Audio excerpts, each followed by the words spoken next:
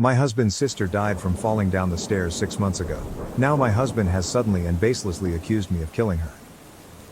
This is long and ridiculous. Sorry.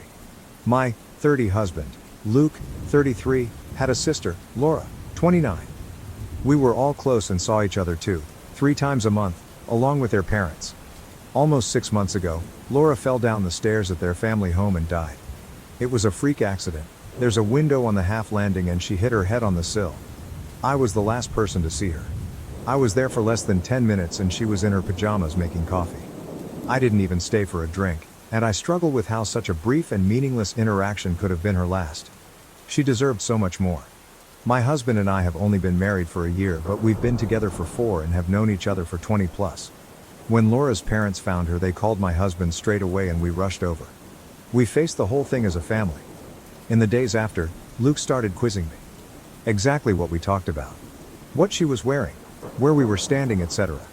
It progressed to saying I was providing conflicting information on tiny details he was deliberately misunderstanding, and accusing me of withholding information because I couldn't tell him things like what pajamas she was wearing.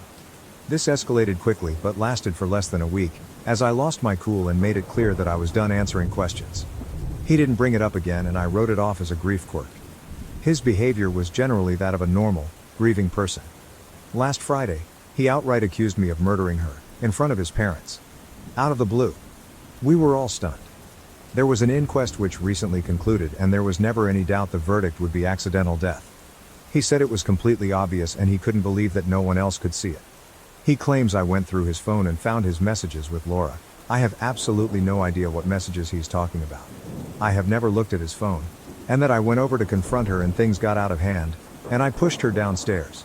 By the end he was shouting about going to the police and getting the inquest overturned, and how I wasn't going to get away with it. Let me be clear, Laura and I had a great relationship. We all did. I have no idea where this has come from, other than these messages I haven't seen, and even then, I don't think there's anything I could ever see on someone's phone that would drive me to murder. It's just ridiculous. He's been with his parents since this happened and will not talk to me at all. I've had some contact with his mom, but she's not being very communicative. The last I heard, she didn't know what messages he was referring to either.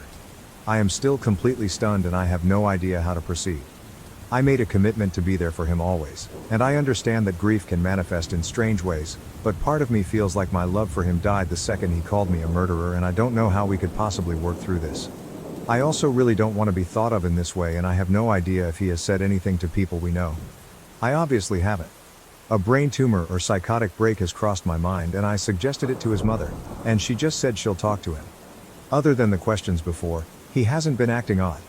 Obviously he's been grieving, but he's seemed sane and sensible other than this. I feel like I'm going mad. Does anyone have any advice at all? TL Doctor, my husband's sister died in a horrible accident and my husband, for absolutely no reason other than some mystery messages, thinks I murdered her? Edit. It has come to my attention that I accidentally used Laura's real name once in this post. Can I kindly ask anyone who commented who is real name? Delete their comment, as I really don't want this to bleed into my real life. For obvious reasons. Relevant comments. Moral_tack. Fuck no. You don't salvage this. You get a lawyer and get the fuck out. Best case scenario, he has just admitted to sending messages with his sister that he thinks would make you angry enough to kill her over them. I have some ideas about what those might be and they're all bad. How did the parents react when he did this? OP, when he first laid out the accusation, at his parents' house, both his mother and I just kept asking him about the messages and all he would say was that I know exactly what messages he was talking about. She was as stunned as me, and his father just said he didn't understand what he was talking about. He's a man of few words, but there was plenty of head shaking. The whole thing was surreal, no one knew how to react. I honestly don't know what kind of lawyer I would even speak to about this. From what I'm aware, the coroner's decision can't be appealed and the police can't launch an investigation into an accidental death. I don't think I'm quite ready for divorce. We haven't spoken since his accusation, and I walked out about 5 minutes after he threw it out, and I have no idea what his frame of mind is. Wonderful Prior 381. You need to get a lawyer to protect yourself in case he does go to the police. I would write down everything that you can remember that happened that day and keep it just in case. He may be having a psychotic break. As stated, don't talk to him or his immediate family or your friends without someone present, or preferably by text or email. Save everything. You need to take his accusations seriously and cover your ass. OP, I was interviewed by the coroner's office after her death as I was the last person to see her. She died about 3 hours after I saw her, and I'd been to the supermarket and was home by that point. It's all verifiable and was a recorded interview. I haven't spoken to anyone but his mother, and that's only been over messages. She's never been a big texter, but she has seemed very cagey over the past few days. I don't know if this means she's seen the messages. I've asked and been ignored. Grolsch's good. I think they mean to record everything you remember about the day your soon-to-be ex accused you of murder. OP, I'm feeling so freaked out at the idea that he came up with this almost immediately after her death, and has either been sitting on it or planning his confrontation, that I'm basically trying to dissect the past 6 months. Maybe it's time I start writing things down. Right until it happened, things felt very normal.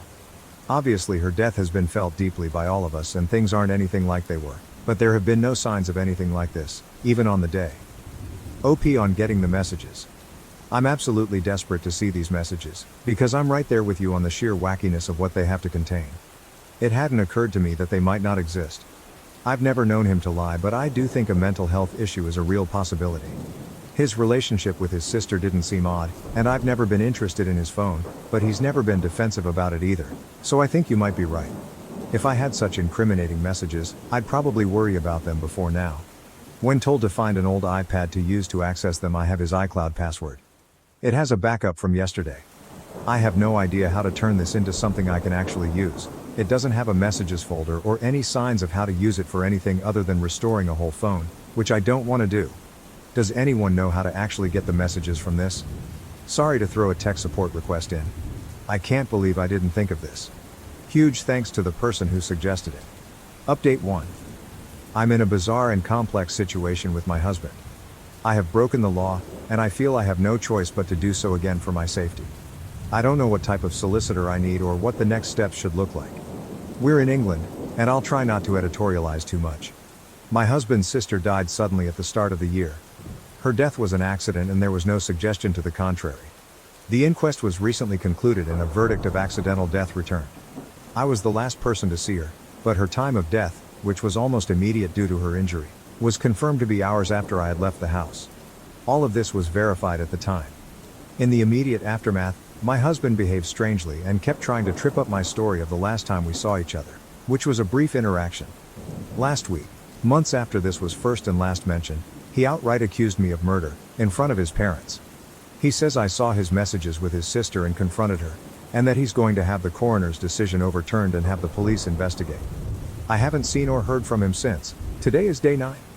I posted for advice on Reddit.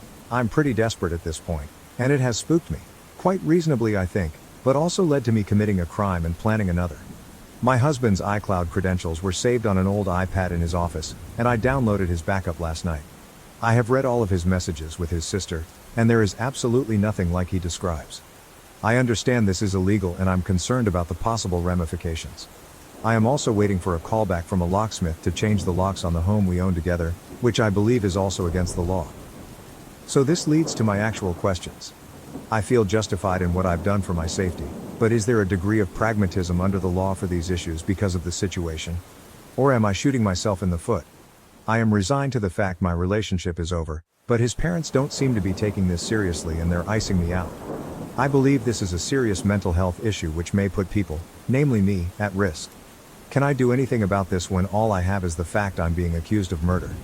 I feel he needs to be detained and this should be investigated as a full-blown psychotic break.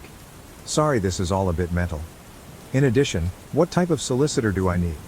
My understanding is that a coroner decision can't be appealed. Is that correct? Are his accusations going to go anywhere? Can I protect myself from this or stop him escalating to telling others? We live in our hometown and everyone knows everyone. This could follow me forever and it's either a lie or a delusion. Any advice would be greatly appreciated. Relevant comments when told OP can't lock out her husband or force him to get a psych eval. OP. Thank you so much for your response. Locking each other out doesn't sound like a pattern I want to get into, but I think I'll go ahead and change them once on the basis that it isn't you did this so you have to leave the house, and also you'll be prosecuted. Levels of seriousness. In terms of him being deemed to lack capacity, is there any way I can trigger the process that you know of? Is something like this sufficient for the Mental Health Act to kick in? I've been Googling and you can be detained if professionals think your mental health puts you or others at risk, and you need to be in hospital, seems very vague. Obviously I'm biased, but accusing someone of murder and screaming about how they aren't going to get away with it feels like risky behavior. Does he need to have made explicit threats, or is there a clearer bar to meet? Sorry for asking so many questions. No firefighter, 9257. You are jumping ahead of yourself and playing out situations that have not occurred. If your husband reports you to the police for accessing his data and you are subsequently arrested or taken in for questioning, then obtain the services of a criminal solicitor for advice. With respect of changing locks, ending your marriage, seek a solicitor that deals with family law divorce. If you feel that you're at risk from your husband, talk to a domestic abuse helpline. If you feel you're at an immediate risk of harm, then call the police. If you think your husband is mentally ill and presents a risk to himself or others, call the police. I don't think that's a fair assessment. Being accused of arguably the most serious crime to exist has most definitely occurred. My understanding of the law is that something is illegal whether you're reported to the police or not. Those messages are evidence, as far as I'm concerned, that his accusations are false. They were apparently the trigger to me literally murdering someone I was extremely close to.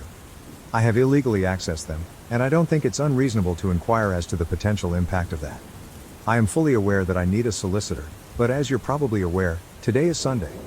I don't know if I need to seek someone out based on a divorce, which honestly, if this is a mental health issue, is not going to be something I go for, or a criminal solicitor, or someone who deals with the Mental Health Act, as my absolute priority preference is getting him assessed. My only exposure to the legal system in my entire life was through the inquest, and that is obviously completely different to any of this. I'm not educated in this area. Commenter. It's sad and slightly suspicious that OP is jumping ahead to mental health assessments to defend themselves from accusations of murder when their husband is clearly going through some serious issues coping with the death of his sister. OP, what else can I do? He has blocked me everywhere, and we went from a normal couple dealing with the new normal 6 months after the death of his sister, to me being accused of murder over a family dinner because of messages which clearly don't exist, and it's been 9 days and I've heard nothing since. Can I remind you that the inquest was held and concluded? I dropped off some Tupperware, grabbed an umbrella I'd left behind the previous week, went to a big Tesco, then went home and called my mom. I was already home by the time she died, and my whereabouts were extremely easy to verify because my husband was home all day. It's obvious that he's going through some serious issues coping with the death of his sister. That is the exact point of all of this. Update 2. Firstly, thank you to those who helped me get to my husband's iCloud backups through an old iPad. I wasn't expecting much from Reddit, but I got valuable practical advice before my post was locked, and I appreciate it. There were no crazy, or even suspicious messages. I've searched for over 100 terms and scrolled back over the years. I saw a side of them both I wasn't expecting, but nothing that explains the claim I murdered Laura over their chats. Nothing to suggest he was cheating. Absolutely nothing to suggest incest. I repeat, no incest. No weird gaps where deleted conversations or a switch to another app would fit. Just siblings making plans, sending memes, and gossiping. They said unexpectedly horrible stuff about a few people, but not me. It was a sort of relief, but it raised more questions than it answered. I sought legal advice, also from Reddit, after posting here. Turns out my options are divorce him or sit down. I contacted my community mental health team, who said they'd reach out, but made it clear it wasn't urgent. I then called his mom and said that if I didn't hear from him by this weekend, I would get a solicitor and ask for a mental health assessment as part of the divorce. In response, he made a ridiculous post to Facebook, which neither of us have used in years, and everything blew up. I'm going to try to keep this succinct. On Friday night, he made a long accusation on Facebook, with new information. He said he'd been planning to leave me for months with his sister's support, and I found the messages, and murdered her. The coroner has reopened the case and the police are preparing to arrest me, and he needs to make sure people know before the trial stops him talking about it. It was well written and seemed vaguely plausible. He messaged people with links so it got some attention. We live in our hometown, and have a large circle of friends because we've been here all our lives. People I haven't spoken to since school were reaching out to me asking WTF was going on. It was madness. In response, I posted the export of his entire conversation history with Laura, also to Facebook, when I finally got back in. I linked to the chat along with a post explaining my side, and noting that I had changed my ex's iCloud and Apple passwords, and that if he wanted them back, he should comment on my post and update his own, admitting that he was lying. He eventually did. When I started getting messages about his post, I panicked, and changing his password seemed important to preserve everything because he'd know I had access. When I spoke to him the next morning, it's clear he's not having a mental episode at all, but is claiming one because he's been caught in a big lie. As soon as he was outed, he called me, clearly drunk, begging and promising to explain everything if I deleted my post. I hung up and told him to call back the next day. He did, after many missed calls and texts, and he tried to bargain and guilt trip me with his mental health until it was clear the wrong people had seen his conversation. It's hard to describe, but it seemed fake. It was too well rehearsed, and then this morning, when it was clear he was getting nowhere, he blocked me. Begging for mercy and reciting facts about mental disorders doesn't align with someone in crisis with a sincere belief that someone murdered their sibling. The question of why he did all this remains unanswered, and he will not be getting his passwords until it is. The legal advice subreddit said this stuff is technically illegal, but it's beneath a court to take action, so I'm going to count on that because I felt like I had no other choice at the time, and now I don't see any other way to get answers from him. I am desperate and it's all I've got. So there we are. The relationship I have believed was my destiny since I was a teenager has boiled down to petty, convoluted and vindictive bullshit, played out on social media, for reasons still unknown. My hope for a brain tumor is fading, and clearly tomorrow morning is going to be when I lawyer up and stop posting about this. I am mortified. I have no idea whether some people might believe him, and I still don't know why this all happened in the first place. Sorry I don't have a happier update, and thanks once again to everyone who offered advice. Weird guy shows up at my parents' house at 1 a.m. looking for me using details from 20 years ago. Help me figure out this mystery. Posted this on the Creepy Encounter sub and someone suggested I post here. This happened 3 nights ago and I'm going crazy trying to figure it out. I just moved into a new apartment 1 month ago and I'm still unpacking and settling in. I have been using my parents' address as my mailing address, who live a few towns over, 20 minutes away, all of my life. 3 nights ago my parents called me at 2 a.m. and freaked out and proceeded to tell me this story. Apparently at 1 a.m. someone starts banging on their front door and repeatedly ringing their doorbell. My stepdad walks downstairs and opens the door, leaving the front glass door closed and locked. There was a man standing outside, who looked to be in his 30s, with a black hoodie on with the hood pulled up around his face. He didn't have any distinguishing facial features, facial hair or tattoos. The only thing my stepdad said was that he looked to be Hispanic. Neither my stepdad or my mother, who was watching the whole thing out a window, recognized the man. The man says, "I'm so sorry to bother you, but I'm looking for my full name." My stepdad plays dumb and says, "Who?" The man proceeds to state my full name again and says that my boyfriend is worried because I didn't come home that night. He claims to be a friend of my boyfriend and tells my stepdad that they are both out looking for me, worried because I didn't show up at home. I don't have a boyfriend. I live by myself with my 3 dogs and haven't been in a relationship in the past 5-6 months. Here's the weird part. My stepdad asked the guy what boyfriend he was talking about, and the man told him the name of the boyfriend I had when I was in 10th grade, nearly 20 years ago. My boyfriend in 10th grade has a very, very unique Italian name. I've never met anyone with a full name even close to his. He says my high school boyfriend's name a few more times to ensure my stepdad heard him and repeats that they are very worried about me. Is my stepdad sure I'm not inside? At this point my stepdad is weirded out and closes and locks the door in his face. The man does not leave. He lingers in front of my parents' house for the next 10 minutes, smoking cigarettes and talking on the phone. Finally, my parents call the cops.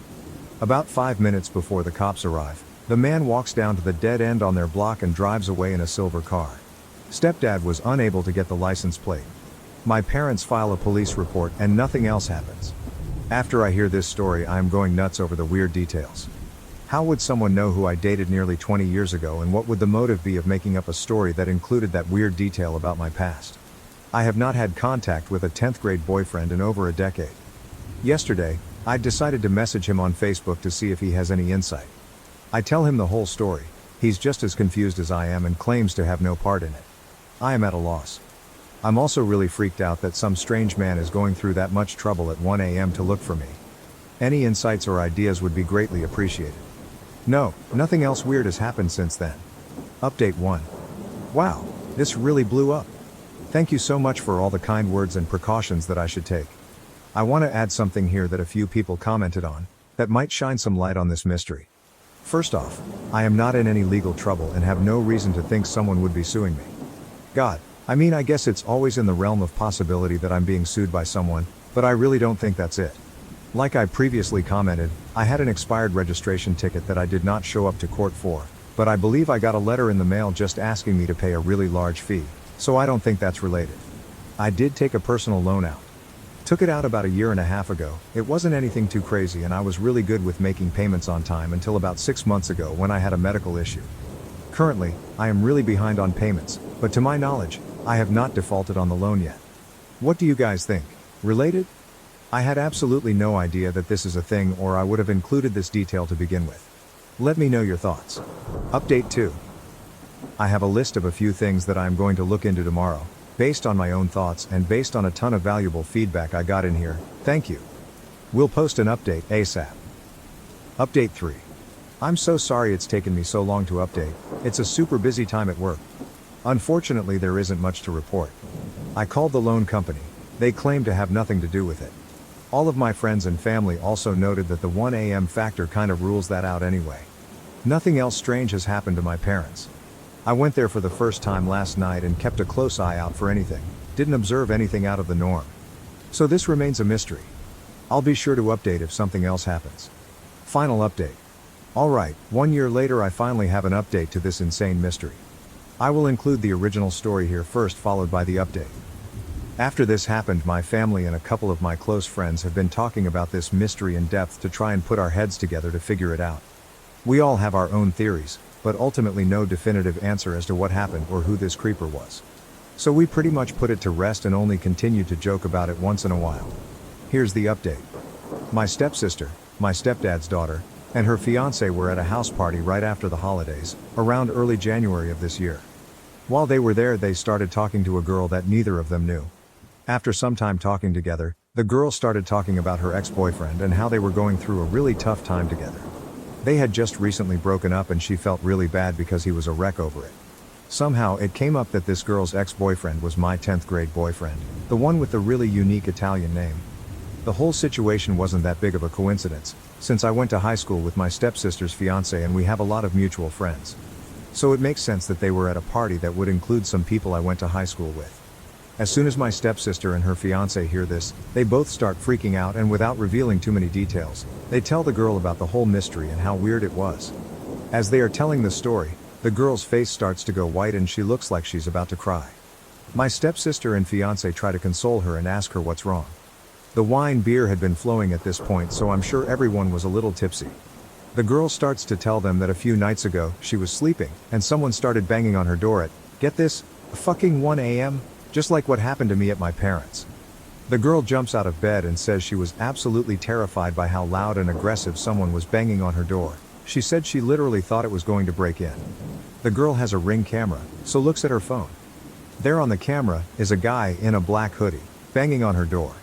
She obviously pretends like she isn't home and keeps all of the lights off. He continues banging. As she is getting ready to dial 911, the guy stops and leaves. She said she was absolutely terrified. For whatever reason, she didn't end up calling the cops, but may have gone to stay with a friend that night or the night after.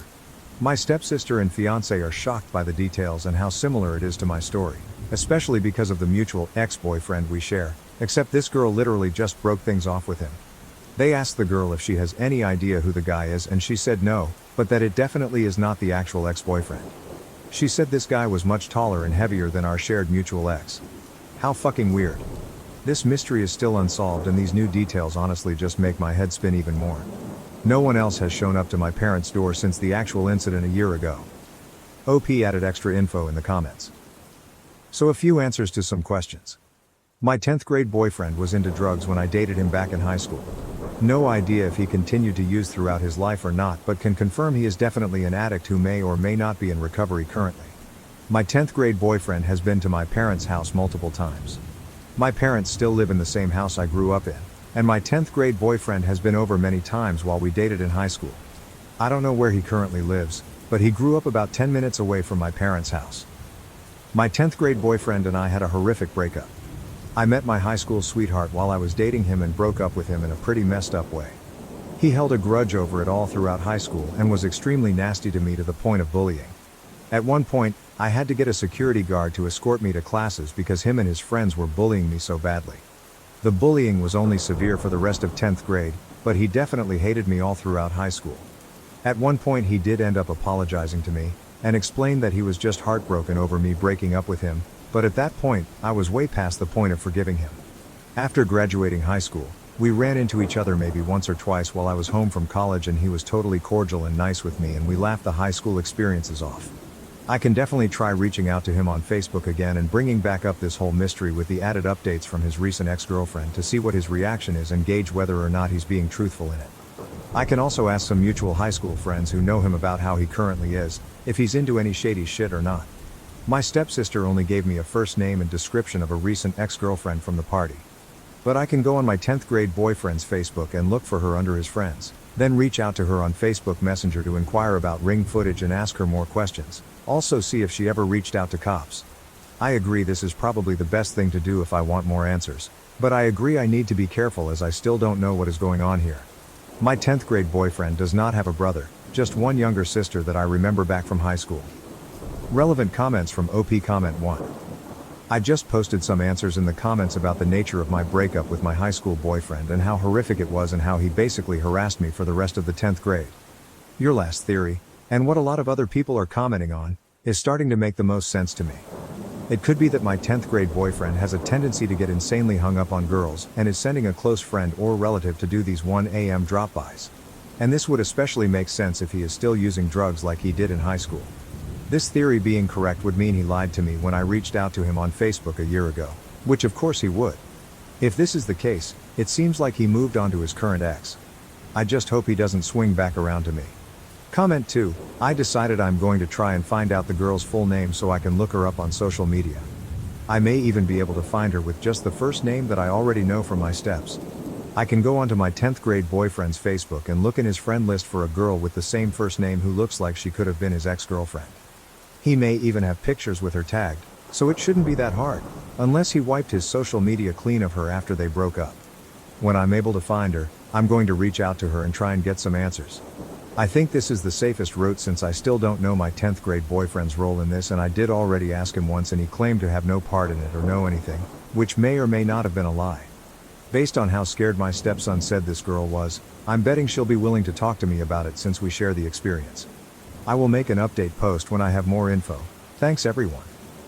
My wife has ADHD, neglects our kids, and humiliated me on Father's Day. After much consideration, I've decided to pursue a divorce. I, 43 years old, try to do my best to provide for my wife, 38 years old, and our 2 kids, ages 3 and 5, as well as my mother-in-law. I like to think that I am doing a decent job. Over the years, I have worked to improve our family's living situation.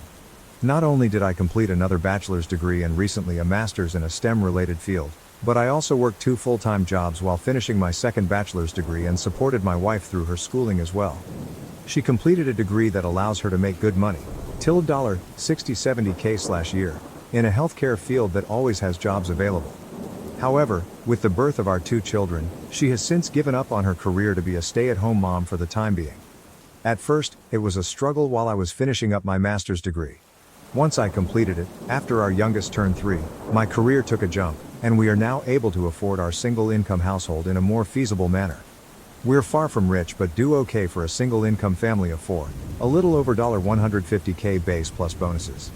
This past year, life has been overwhelming for my wife, so even though I now work 75% from home, I budgeted to hire a daytime nanny to help her around the house with one child while the other is now in school. Every day, my day starts around 5:30 to 6 a.m. I prepare the house for the day before the nanny arrives at 8 a.m. I get our oldest child up and ready for school, make breakfast, plan out my day, drop our oldest off at school, and return home in time to let the nanny in. My current task at work has me grounded for the next 2 months, meaning I am now 100% working from home. While this is nice, I am busy in meetings all day as my role involves managing teams on a global scale and overseeing industry projects.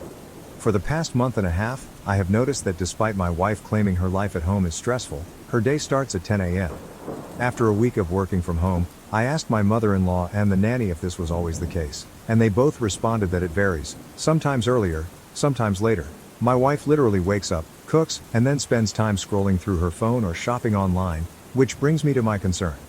I am glad I can provide her with this lifestyle since we both grew up with limited means. I understand the possibility of postpartum depression, the stress of having kids, the feeling of being unfulfilled, and the fact that I may not be the best husband.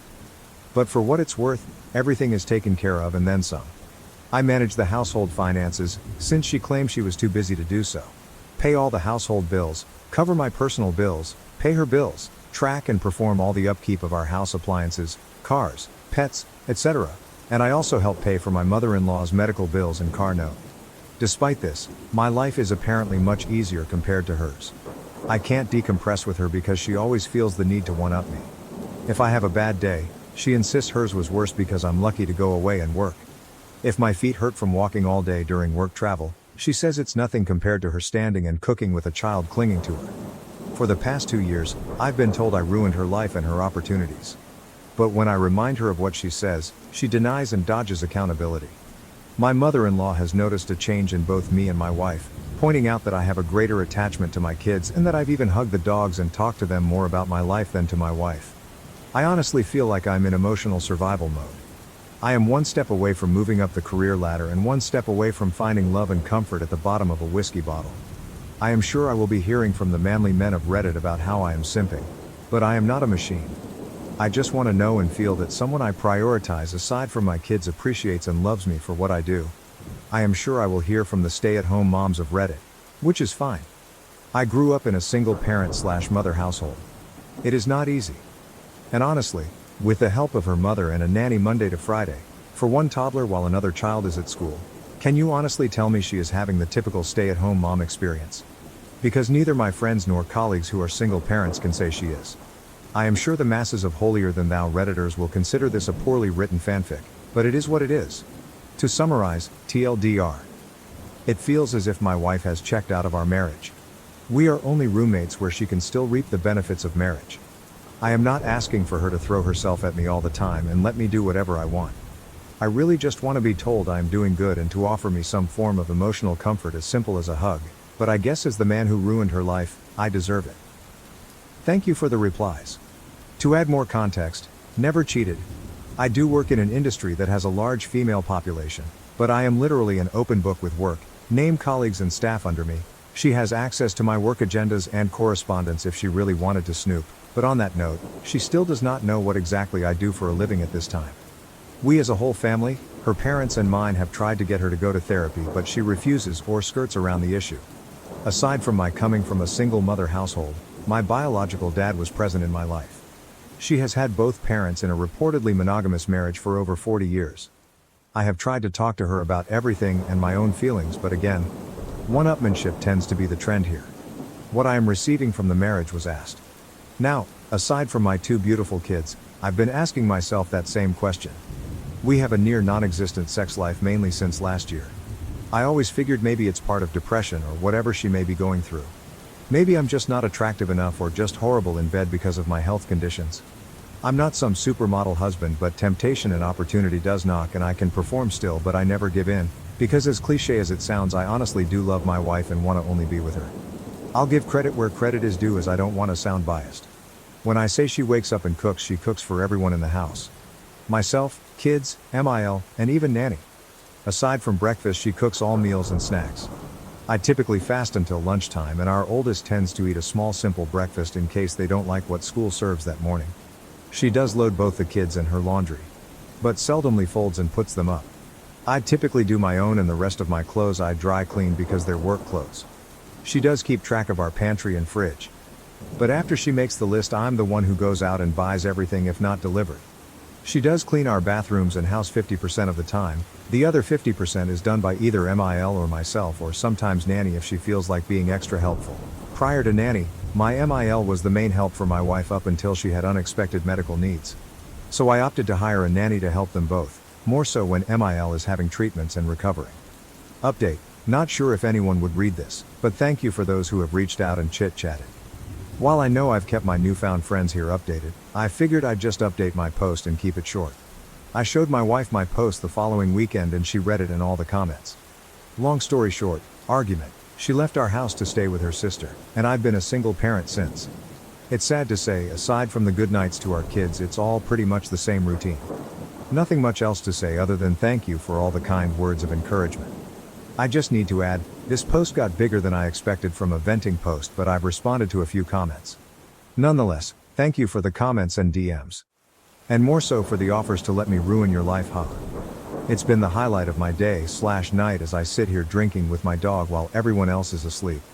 It feels depressingly sad that I feel that I have to turn to random internet strangers for some sort of validation in my rant. My apologies in advance as I try to keep this as vague as possible. I just wanted to update those who have been kind enough to check up via DM and comments. Apologies in advance for the lengthy post. It's a bit of irony and coincidence that I made a follow-up from the update on 06 May 2024 I made on my original post during Men's Mental Health Awareness Month, but I could really use another outlet outside of my therapist. My apologies if this isn't the storybook ending / destroying of a relationship people were hoping for. To save you a read, wife left? Came back like nothing happened. She made it about her. Nothing changed. I'm continuing to be suffering mentally, knowing nothing will change while trying to keep it together for our kids. Lots of takeout. The day after she packed up and left, my wife attempted to come back and take the kids with her to her sister's. Naturally, I was against this, and thankfully so was her whole family, including said sister. Not only was it not fair to our kids for her to sweep them away into a home that's not theirs, but to put that financial and housing stress on the rest of her family, since she doesn't work and her sister and her family, husband and 3 kids, stays with their dad in the house they grew up in. After a little over a week of being away, I guess she cooled off, so she just decided that it would be fine if she walked in the door with her bags as if she just came back from Target. She came into my office while I was working and angrily stared at me while I sat on a conference call meeting with my team, and I couldn't just jump off as this is a busy time of the quarter for us.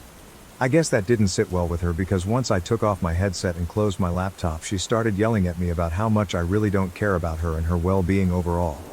At that moment I couldn't do anything more than look at her and just shake my head. Mother-in-law came in after hearing my wife yelling and pulled her away, telling her to not bother me, while our nanny kept our youngest away from it all on the other side of the house. That night, after the kids were put to bed, I sat in my office by myself with a drink, as I have been doing for the past nights, and my wife came in. We talked, we argued, we cried, we drank. One thing led to another and we were in bed. I wish I could say that was our making up, but the next sobering morning as we laid there, she went on about how hard it was for her the time she was gone. Literally. It was about her struggles staying at her family house in her old room with her dad and sister's family. How lucky I am to be able to stay here and do this and that and buy this or do that and not stress as much as they did. How easy my and everyone else's in our family lives are compared to hers, even though we had similar upbringings. My mind and heart broke that morning. I've been spiraling down since then, and this last week I made another attempt to reconcile and talk things out, but I was met with a shouting match while trying to express my current stress and anxieties with life and work in general. Wife. Well, do you know how hard this is all for me? You're supposed to help me be happy. Me. So when it comes to my happiness, stress, needs, and overall well-being, FK me, get over it, right? Wife. We all have our own problems, you need to figure it out and get over them. I don't know who the woman I am at home with is, but that wasn't the woman I married and vowed to spend my life with and raise our kids together. Since that conversation, I've been noticeably distant with her. I've been sleeping in my office or on the couch or with my kids in their bed after putting either one of them to sleep. Still doesn't change her starting her day at 10 a.m. and sitting on her phone talking to her mom groups between cooking meals with the kids in both mother-in-law and nanny's care. Nothing has changed, and I doubt that anything will change. Sadly, I think even if we got a divorce, nothing would change or feel different anyway, since during my wife's leaving the days seemed like any other day except with a little more takeout than usual. My main fear there isn't that I wouldn't just lose my wife, I'd lose my kids in the process. So I guess it's sad to say the grand finale to my story. Like a lot of men and some women I've talked to here, I'll just continue to smile and suffer in silence. First off, thank you for all the comments and DMs, some context and clarification, since admittingly my post was emotionally charged since I typed it up after another argument. Post-birth, our kids' pediatrician's office gave my wife those postpartum depression screening forms, and during the time of both she scored pretty high and was suggested to see a therapist. With our second child she scored significantly higher, and I made an effort to get her the help she needs. She refused, so entered mother-in-law and nanny for support. I know what people will say / think, but this is one of the reasons I'm not 100% ready to just give up and file our life together away. Also, I know silently suffering in the near and long run of our kids' future will not add to a healthy atmosphere, but neither would a bitter and hate-filled divorce. I know some have compared it to the ripping off a bandage, saying it'll hurt at first but that pain goes away, but I'd rather try to spare my kids thinking that their parents ended up hating each other because of them or something along those lines. I've told a few PPL I talked to in DM since my last post, a little more insight on my personal life, Prior to my promotion, I was a PM managing teams and budgets, so out of habit I planned for a lot of what ifs. That being said, I made a number of contingency plans if sadly things went south. So yes, I have talked to a lawyer, 3 actually. Know our rights and what each of us are entitled to. Have a draft settlement created and on hold until I feel I need to use it. I know what I want and am willing to offer more than what is fair for our kids' well-being, but also have a plan if we end up going to court. It's 100% on me that I'm suffering in silence, but I'm too stubborn to just give up, so while I'm venting, I don't expect anyone to feel sorry for me. I endure it to keep the norm our kids know, ensure my MIL's treatments go uninterrupted, and of course the hope my wife would finally be open to give therapy a shot and climb together to a better place. New update, I'm done. Wife said I don't do and am not shit in front of the therapist and family Father's Day dinner. She got served. She was mad. She is trying to act perfect and I'm just waiting while taking care of my family, kids, my mom, and MIL. Oh well, I'll just ruin everyone else's life too and my family. Secondly, to clear some confusion. I did not get 2 bachelor's and a master's while working 2 jobs at the same time as some readers are assuming. Bachelor's degree number 1 was completed in the early 2000s. Bachelor's degree number 2 was earned through online courses over several years, taking 2 classes per semester, all while I held down 2 full-time jobs. The first job was at a hospital with a 36-48 schedule and the second job was at a big box store, where I worked 40 hours spread out over 7 days a week. I worked these jobs to pay for both my tuition and my wife's, as she decided to return to school before we had children. After completing bachelor's degree number 2 and entering the industry where I currently work, I was able to transition to one job and pursue my master's degree. So no, I did not earn 3 degrees simultaneously or in rapid succession. I'm surprised that I have to clarify this, as working 2 jobs while attending school isn't that uncommon, or at least that's what I thought. My wife chooses not to work. She does technically have a job. She just barely works it to the point we forget she has a job, as in she worked one day 5 months ago for 8 hours on a Tuesday. Kind of barely works. Her job and manager is really supportive, flex PRN model, and gives her a list of days they need coverage and she can choose to pick up a shift or not. While she can work more and only does just enough to keep up her license, she complains to our family of her career being on hold for one reason or the other, although she has the opportunity to work more if she opted to. All things considered, she has an available supportive circle around her for either decision she falls on. Our family, her job and I have made multiple offers and taken many steps to open that door for her to go back to work. That is nanny, MIL moved in to help, I work from home, her crazy flex PRN schedule, etc., etc. But here we are. I am and have been in therapy for myself already. Aside from what I deal with at home, my work can be very debilitating in regard to my mental health as well as physical at times. Since I can't find the support I need mentally and physically at home with my wife, I've opted to attend therapy rather than find comfort with someone outside of the home or at the bottom of a bottle. I've tried to express this to my wife, and as mentioned in my previous post, she has a habit of one-upping me. And here we are. My in-laws are still married. Given the circumstances in our home, my MIL moved in to help out my wife, while my SIL and her family moved back into their parents' house due to their own reasons. SIL and her family can save money while getting back on their feet, and my wife and I benefit from MIL's help, and we can keep a closer eye on her while she undergoes bi-monthly treatments. My wife, by means of questionnaires, is highly suspected to have PPD alongside with a history of symptomatic OCD, ADHD, amongst other ailments that over the years she refused to get evaluated for or refused to accept results given. I knew what I was getting into, and I loved and accepted my wife for these flaws as she did mine at the time. Spare me your gut, I don't feel sorry for you, or pity. I am like every other man who fell in love and wanted to give my person the best of me and the world I can offer. But again, here we are. There are many men who identify strongly with traditional masculinity or the red pill ideology who complain and say that I am simping over my wife. While I respect your opinions and perspectives, I will outright say that if this situation were only affecting my life, I would have left a long time ago. As one Redditor mentioned in a previous comment that stuck with me, I am the kind of person who will take a bullet for his kids. Perhaps it was meant in a different context, but I am committed to protecting my children from any physical or mental harm. I am willing to metaphorically take the bullet as needed. I believe that other fathers would similarly respond to the duty to protect their children, and that's why I endured as much as I have. For the time being, I would prefer that my wife direct any problems towards me rather than our kids. Thank you all for the comments and reaching out. I've met many strangers who have become great Reddit pen pals and some who have been in the know of every step that has been progressing to this point. I am surprised at how far this has gone, From other subreddits, other platforms, and even YouTube. Love me, hate me, say it's all fake, no matter where you stand, thank you for all the constructive comments and DMs to check in.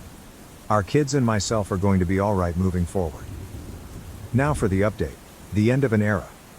This will be shorter than some expected, as really there's not much to say but just satiate the questions some of you may have had and give people the satisfaction of the I told you so moment on Reddit. After a hard push from our family via an intervention, my wife and I finally attempted to go to marriage counseling. I'm sure many of you can guess how well that went. Blame, tears, regrets, gaslighting, with a side of I am the reason for her life being ruined and horrible. Again. Just this time in front of a licensed therapist instead of Reddit or mom groups. In the end, everything the therapist suggested and noted went over her head and ignored as it was against the grain of her status quo. One thing I guess worth saying was the therapist asked if she could recall when she last truly felt happy. Her response was about 12 or so years ago. Please note, 12 years ago she was still in her 20s, childless. Living with her ex. A vastly different time and position in life. I know it's petty of me, but I guess if that's when she was last happy, it wouldn't be that far of a stretch for her to find that happiness again, since her ex is in the same apartment, job and place in life that he was 12 years ago. Which is fine, if that's how you want to live life. I try not to judge, but in my 40s with kids, going clubbing 3-4 days a week is not my jam anymore. And of course, I don't want my kids around a mom and company who drowns themselves in White Claws. To add, I know some will ask. I know and can confirm she hasn't physically cheated on me, but can't confirm if she did emotionally, if that's the right term. After said therapy session, I checked all her phone records and didn't see anything out of the ordinary, but I also didn't bother to check apps like IG or Snapchat. I know I'm probably boring, but shout out to all the Costco dads whose Sunday Funday includes making rounds with kids for samples. The following weekend was Father's Day, and this year is expected not that big of a celebration as it is for many dads out there. Our family got together to celebrate with a BBQ and just simple family time, and my wife treated it like any other day. Sleep in, get up, cook, phone, shop. Attempt to play with kids, phone. During said family BBQ, my wife said she felt ill, so she sat around most of the day while the rest of the family as a whole made the experience enjoyable. When everything was set up and the family all sat at the table, her parents and sister's family, my mother, our kids, admittingly it was a great spread. Nothing extravagant, but just a great meal for everyone. I was conversing with my brother-in-law about both of our kids' school Father's Day activities, and I assume my wife overheard when I mentioned that it was a little sad to see some kids sit alone without their fathers during the breakfast with dad event I attended. She blurted out with a laugh loud enough for the whole room to hear, "It's not like you do anything anyway, I could have gone instead." At that moment I was red and at a loss for words, sitting there processing what she said in my head, while the dining room went dead silent. My MIL broke the awkwardness and in response said, "Well, maybe if you feel that way, one of you should divorce the other." My wife looked at my MIL confused that she would respond with that and laughed mockingly in my direction and with her hand pointing at me said, "As if another woman would want a man like him. Just look at you." While the room sat silent. I was angry, heartbroken, confused, and embarrassed all at the same time. In manly man fashion, I just nodded my head in silence, stood up and picked up my keys and got in my truck and drove off to get a drink while trying to ignore the cries of the rest of the family and our kids telling me to stay. I don't know what was said or done while I was out of the house the rest of Sunday, because I couldn't bring myself to check our house cameras. But when I returned early Monday morning, the house had a completely different feel. As usual, I woke up around 6, got the house and our oldest ready for school drop-off. Checked emails, checked messages, nothing out of the ordinary. As I was getting dressed to leave, my wife laid in our bed snoring lightly. All I could do was look at her and think of what we had, and now lost. I've decided. I'm done. I can't do this anymore. I texted my lawyer that morning to move forward with serving her. Fast forward to last week, she was served at our home, reminder to people I had no choice but to be there because I work from home. She had, I guess what you could call a mini meltdown, and came into my office screaming how could I do this to her. Her mother intervened, and that was met with me supposedly turning her whole family against her. But I digress. I probably would have felt bad if it wasn't immediately followed by the rest of her week acting as if she's been this active and attentive wife and mother the past few years. Sure, people can say she's making an attempt, but she's made many attempts, and historically we fall back to where we've been. For those curious, I am aiming for full or at least majority custody of our kids. I already and will continue to cover all the expenses for our kids. insurance, tuition, both of our kids will be attending private schools come fall, medical bills, etc. My MIL has given me the courage and strength that helped supplement my own mother's support throughout this. Basically, she is what I hoped the kind of mother-wife my wife would have been to our kids and me. Out of respect for my MIL as well as per my own mother's shared wishes, I will continue to help oversee and contribute financial help if needed during her treatments. While some may feel I should cut their whole family off, I know the hardships pushed onto a family while dealing with cancer and have dealt with it firsthand as a family member and care provider on both sides of the desk. All in all, I'm prepared to go to war if needed, but I just want a clean no-fuss divorce. My wife has no alimony coming, so sorry for the Redditors and mommy gang Facebook groups saying she needs to divorce me first and get that sweet, sweet alimony money. 1. We live in a state that does not typically enforce alimony. 2. She has a means of gainful employment immediately. 3. To help curb any possible problems, I will cover her insurance and bills until either divorce is finalized or when she gains full employment. So that's that. I'm done and waiting for the steps to be taken for everything to be finalized. Sorry it wasn't as exciting of a story with plot twists as some may have hoped for, but that's life. Not sure I'll update this once it's all finalized, which probably won't be for a few more months depending if we go to war or not. I found out that my mother and my fiancé had been having sex for the past few years, leading up to the birth of my younger brother. My fiancé, 25, and myself, 24, have been together since we were 17-18 years old. Honestly, he was always kind, handsome, funny, and everyone used to say I was so lucky to have the whole package. I felt so lucky too. He always treated me with love and respect, so this makes everything just so shocking for me. I have always had a good relationship with my mom. It has always been her and I against the world. My dad died in an accident when I was little. We always joke that we are the real-life Rory and Lorelai from Gilmore Girls. My mom dated guys on and off and they were usually cool, but nothing really past the early stages. Around 4 years ago my mom told me she was pregnant, which was a huge surprise. My mom was around 42 years old, and although she was sort of dating someone recently, didn't meet the guy but knew she went on dates, it still was a big shock. She never thought she could be pregnant at her age. She had me when she was super young, an oopsie, and I can tell she was stressed and worried. I decided to support her, since she has always supported me, and tried to reassure her. She then had my brother, who is now 3 years old. I have a close relationship with my brother. I have helped take care of him since he was born, and I just love the little guy. My fiancé was also always helpful with my brother. We would take him out for ice cream, playground, pool time during summer, etc. But nothing was weird. He was just my then BF, spending time with my brother and I. Now to how I found out. My fiancé and I have been living together since we finished college. He was not at home because he was hanging out with friends, but I stayed home because I didn't feel like going out and just wanted to relax on the sofa. At some point during binge watching a series on Netflix, my laptop died, and I was too lazy to get my charger, so I used my fiancé's iPad instead. I know the password but had never used it before. The iPad logged in, and I received a bunch of message notifications. I guess he hasn't used it in a while either. Anyway, this got my attention, and I went to check it out, and of course, I found everything. My mom's number wasn't saved under her name, but I recognized it and verified it with my phone. She was telling him she felt guilty and that I should know. He said he also felt guilty but couldn't lose me and that they messed it up. She said it was unfair for my brother to never know his dad and asked if he could live having his son around, not behaving like a dad but as a brother-in-law. I broke down. What the actual F? There weren't a lot of older messages, just some photos stored of my brother as a newborn, my mom pregnant, and more photos of my brother growing up in an album. I couldn't anymore.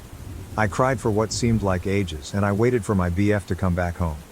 I wish I was one of those women that can pretend and get things together before confronting the cheater, but I can't.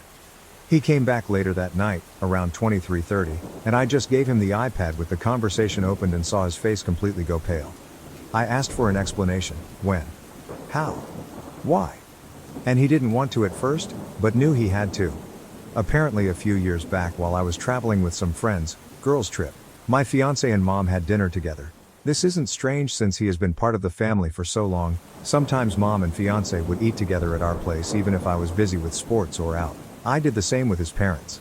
Somehow, unclear how since he couldn't explain it well, one thing led to another and they ended up sleeping together. They felt guilty but apparently not guilty enough. BC they slept together 2-3 more times, using the excuse of meeting up to discuss how to tell me. Apparently when my mom got pregnant they stopped sleeping together and decided to not tell me. Since my fiancé loved me and couldn't lose me, and my mom didn't want to lose her daughter. So here we are now, with two of the most disgusting humans. I obviously broke the engagement, told my mom to never talk to me again and move in with a friend. I feel bad for my brother since I really love him, but I can't be around him now, I just can't. I feel like it would remind me of all those times we talked about having kids. I would be his baby mama, only baby mama. We talked about this future since we were 17 years old, so I want to puke every time I think how I was actually taking care of his child with someone else, while still having those dreams. I want to puke. Editor's note. Comments were mostly supportive, with a few telling their own stories of cutting parents off and a couple with tales of spouses sleeping with parents. How is this even a thing? People are crazy. Update 1, to the update. As I was afraid, I was indeed confronted near my office this week. I knew this was coming but thought maybe I had more time. My ex was the person to come find me. Yesterday, Wednesday, after finishing work and walking to where my car was parked, my ex was sort of lingering, waiting around. I thought about running. Not gonna lie, but I guess in the moment I felt strong enough to get over it, instead of having that hanging above my head waiting to be approached again. He asked if we could talk and I said yes, but I didn't feel like having that conversation over coffee like we were old friends. It felt ridiculous, so I told him to just talk right there. We were in the streets but somehow it wasn't crowded, but also not completely lonely. Felt right. He basically said sorry 100 times and that I deserved better. I agreed. He said he did love me and that he still does, but he would understand why I wouldn't want anything to do with him. He said that if I did in fact consider giving him a chance, that he would go to therapy, alone or together or both, and that he would work hard to win my trust back. I told him it wasn't possible. There was too much damage. This sounds calm when I type it, but in the moment things came out more with louder tone and harsher words. Anyways, he did say that he is in the or will be, it was a bit of a blur, process of getting custody, partly, from my brother, and that he in fact does want to be a dad to him. He said he does not want to be together with my mom, that it was just a stupid mistake. Sure, BC 4-5 times is just a random thing. He couldn't explain why he did it in the first place. I think he doesn't even know himself. I asked if he cheated with someone else before. He said no, not sure if to believe it, but he sounded honest. I asked why he didn't come clean, and he said that after he did the deed he always felt panicked and it hit him that he could lose me and he just didn't want to. I told him it was meant to be found out, that what was his plan? To have my brother around and ignore their relationship forever? He said he didn't think far enough and that he was basically going with the idea one day at the time. I asked him if he felt that my mom seduced him. He said it was mutual, which made me want to puke again. I asked if he has had any contact with my mom since I found out. He said yes, but mostly about my brother, didn't elaborate more, and I didn't press for more info on that. He said he told his parents the day before, or the day before that, not sure, Tuesday, about everything. The parents were not happy, but they are glad to start building a relationship with my brother, their grandkid. Honestly, all of this felt like a punch in my stomach. I don't know why. The parents wanted to contact me, but he told them to wait till he approached me first, hence why he was here. I said if he started or thought about the custody before I found out, and he said no, but when I found out was like the push he needed. Great. Seems I helped him get his shit together. And this past week he was arranging all of that mess. That's why he hasn't tried to see me before. He sounded and looked defeated, but the whole thing made me, besides sad, angry. I was mainly depressed before, but now I'm furious. I feel like he is still in an okay place and he isn't paying for his actions, beyond me leaving him. He will have my brother, his parents and others and move on with his life. While I lost everything. I hate him. We parted ways not on a happy note, and I told him to never get near me again. I was done. He asked me to see my brother still, that I was important to him, and tried to guilt trip me, and it worked, but I still think I can. I don't know much about my mom and really hope she doesn't come find me anytime soon because I'm fuming right now and won't be able to handle it. I will be contacting my family and friends and finally doing the blasting today. I think it is about time, and after my talk with him, I got the extra push I needed. Editor's note. Top comment suggested moving to Australia. Can't fault that line of thinking. Update 2. A lot has happened. I did the blasting, and this is how it went down. I first posted on my family's FB group we share. This is from my mom's family side. I used inspiration of what you all suggested in my last post and said something around the lines of, I want to communicate to you all that my wedding with X has been permanently cancelled, since I found out that my mom, name, and my ex, name, Had in the last few years a sexual relationship which resulted in the birth of my little brother. Name. I had no clue of any of this, and I found out about it last week. I won't have a relationship with, name, mom, and ex, name, for obvious reasons. I would appreciate your understanding, and I felt it was only fair to let you know of the situation, since I value transparency and honesty above all. I also included a screenshot of my mother's message, what I said to her once I found out, and a message she managed to write back before I blocked her. Didn't open the message till before the blasting. I didn't want to read her and be persuaded. It exploded. I had family reaching out via text and calling the whole day after the blasting. I would say most were very supportive, and I could tell they were just shocked. There were a few neutral and some suspicious that it wasn't the whole story and maybe I misunderstood. My grandparents were in the maybe you misunderstood category, which wasn't surprising since my mom is super close to my grandparents, and like I said before, my mom was always a good mom. So no red flags. I will be moving with a cousin that is more like a sister to me. I haven't reached out to her previously because I knew once she knew everyone would. That's why I went to my friend's place. My cousin is devastated on my behalf and offered to live with her and her 2 kids until I can get my feet on the ground. I accepted and will be moving next week. I'm a bit afraid this will give my mom an easier access to me, but I can't stay at my friend's place forever. I then proceeded quickly to post a similar message for we share most of our friends since high school and local university friends on Instagram. I created a close friends story and tagged most of them too. This went sort of viral in our friend group. Actually, one of my friends sent me my Reddit post and asked if this was me. I confirmed. They were also shocked and speechless. They never thought my ex would even remotely do anything like this. They said he was crazy about you. Oh well, apparently he went overboard on the crazy part. The group of friends is divided ATM, some are completely on my side, and some are thinking it isn't the whole truth. I told everyone that reached out that if they don't believe me to ask their friend if he is asking for custody of my little brother.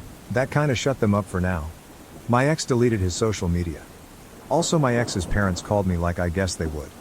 They were kind to me and were very sorry about everything. I got the feeling they are also overwhelmed and very disappointed. However, it was clear they will be supporting their son. They are very upset at my mother, and don't want anything to do with her, but not sure how that will work with my little brother and everything else.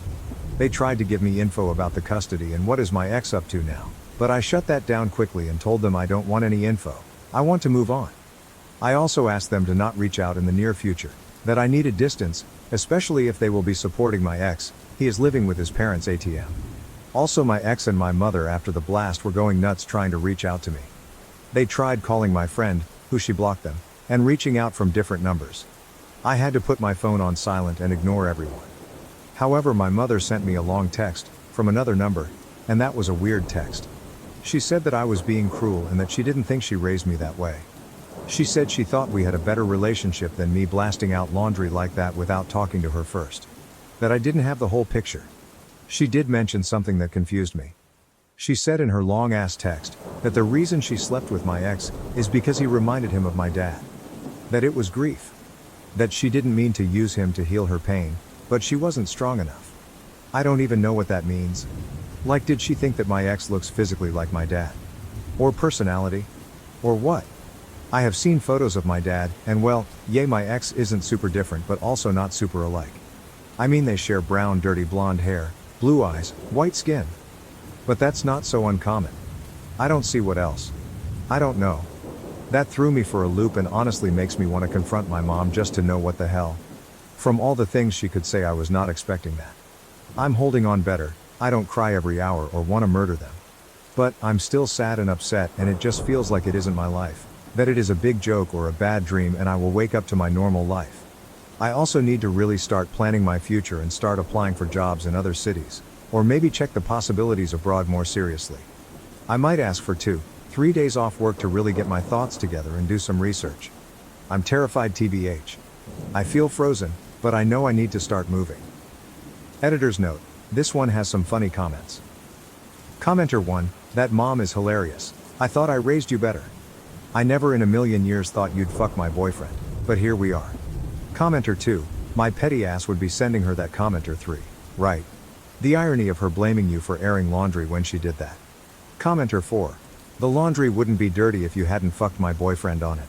Am I the A for telling my girlfriend she overreacted after walking in on her son and his girlfriend cuddling while undressed on vacation? June 28, 2024. All names are fake. I am 48 years old and have been dating my girlfriend Kelly, who is 50, for nearly 2 years. We are currently on vacation with her son Ryan, his girlfriend Emily, my sister, brother-in-law, niece and her boyfriend. To preface this, I know Ryan very well. I've known him for nearly a decade now. I was his coach in high school and we grew very close. He's practically a son to me. He's also been dating Emily since high school. When we were planning this trip, Kelly said that Ryan wasn't allowed to share a room with Emily. I thought she was joking, but she was not. I know Ryan is sexually active, and I've known by word of his mouth since he was a teenager. I said fine, and the technical plans were that Ryan and my niece's boyfriend would share a room, and my niece and Emily would share a room. Obviously that room arrangement wasn't going to last. Everyone was fine with the technical room arrangement. The girls even had a slumber party one of the first nights. Ryan picked up that this was just to appease Kelly. I handed him his keys and said, "Give the second one to whoever," and he immediately gave it to Emily. My niece did the same in giving her spare key to her boyfriend. This is exactly what everyone thought would happen. Anyway, somehow Ryan had left his wallet in our room last night. Instead of bringing it to him at breakfast or knocking on his door or even shooting him a text, Kelly used the key in it to walk into his room. She saw things she didn't want to see. To be fair, they weren't having sex. What was described to me was that they were both nude, covered up at least on their bottom halves, but they were snuggled up and he was running his fingers on her back. This sounds like how most loving couples are after having sex. She was in hysterics. She refused to come to breakfast. I told her that was fine, but she wasn't going to make this a big deal on our vacation. Emily very sweetly apologized to me and said she knows how Kelly can be, which frankly made me feel terrible. When I went to retrieve Kelly from the room, she was still in a mood. She expressed to me how upset she was, and I told her to be thankful all she saw was the snuggling and not the actual act. That made her really upset, and I told her she was overreacting. Ryan is an adult who has been with the same woman for years. She has confided in me before that she doesn't like Emily, but frankly I've never seen her do anything wrong. She's a bit punky and Ryan is a bit more preppy, but she's a sweet person who cares deeply for Ryan and vice versa. She called me every name in the book when I told her she was overreacting. She called him a child and accused me of taking Emily's side over her. I'm genuinely concerned. I've even considered the possibility that she forgot to bring some mood-regulating medication because I have never seen her act like this, and I'm being shunned by her for being an asshole. Currently we're all sitting on the beach while Kelly mopes inside. Edited to add, I wanted to add some relevant information that I see asked in the comments. So Ryan and Emily live together and have for, I want to say, 5 years. Ryan paid for his and Emily's portion of this trip. When Kelly brought up them not sharing a room as I was booking it, I thought she was joking and just laughed. It wasn't until we were checking in and I was passing out key cards that she reminded me of what she said, and at that point, instead of arguing about it in the lobby, I said fine and handed people their keys and told them to do whatever they want. I just wanted a drink and eat some fruit on the beach. She knows she has an unhealthy relationship with her son and is in therapy for it. She does take medication, or medications, to help control her mood, but I'm not sure if she does so at the moment. I think that's all for now. If I see anything else I will add it. I'm sorry I can't get to all of the comments. There's a lot of them, and I'm on vacation. Relevant comments. Commenter 1, not the A. Yes, she is overreacting. Ryan is far from being a child. He's a 23-year-old man, and has been in a stable relationship for at least 5 years. Your girlfriend shouldn't have even been trying to police them via the room assignments in the first place. OP. Yeah, he is definitely not a child. They've been dating for closer to 8 years if not mistaken. I agree. It was a bit odd to me, and I suppose I should have questioned it more at the time as opposed to just shrugging it off. Commenter 2, not the A. Your girlfriend sounds kind of like a nut job with no respect for her son. Hopefully this is a one-off thing, but considering Emily said, "I know how Kelly can be," I am guessing it is not. Hold firm on this one. Defend Ryan and Emily as much as you have to. They did nothing wrong and should feel zero guilt, embarrassment or any other negative feeling for this.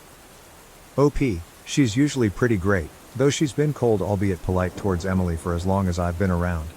I'm not sure if something happened, but they don't get along well. With that being said, I do think I'll stick up for them on this one. I don't think I'm going to waver. This was uncomfortable for them too, and I don't want their time to be ruined because of it. Commenter 3. She returned the wallet that way so that she could catch them doing it and she could feel wronged and offended. OP on if his girlfriend is overly attached to her son. I don't think she's ever used the word stealing. But she did get in an argument with him maybe a year or so ago about how all he does is spend time with Emily. I can't be certain though. I doubt that argument was the first of its kind. Commenter 4, it's called enmeshment. Go on over to Just Normal and read the pinned resources. Commenter 5, not the A. Kelly sounds like the child in this situation, throwing a little temper fit because she isn't getting her way. Her son is an adult. He has sex. She needs to get over herself and let her adult son be an adult and make his own decisions. Kelly is controlling and obsessive and needs to stop because she is destroying her relationship with her son, and if he marries Emily, she's destroying her relationship with her future daughter-in-law. And what's going to happen when they have kids?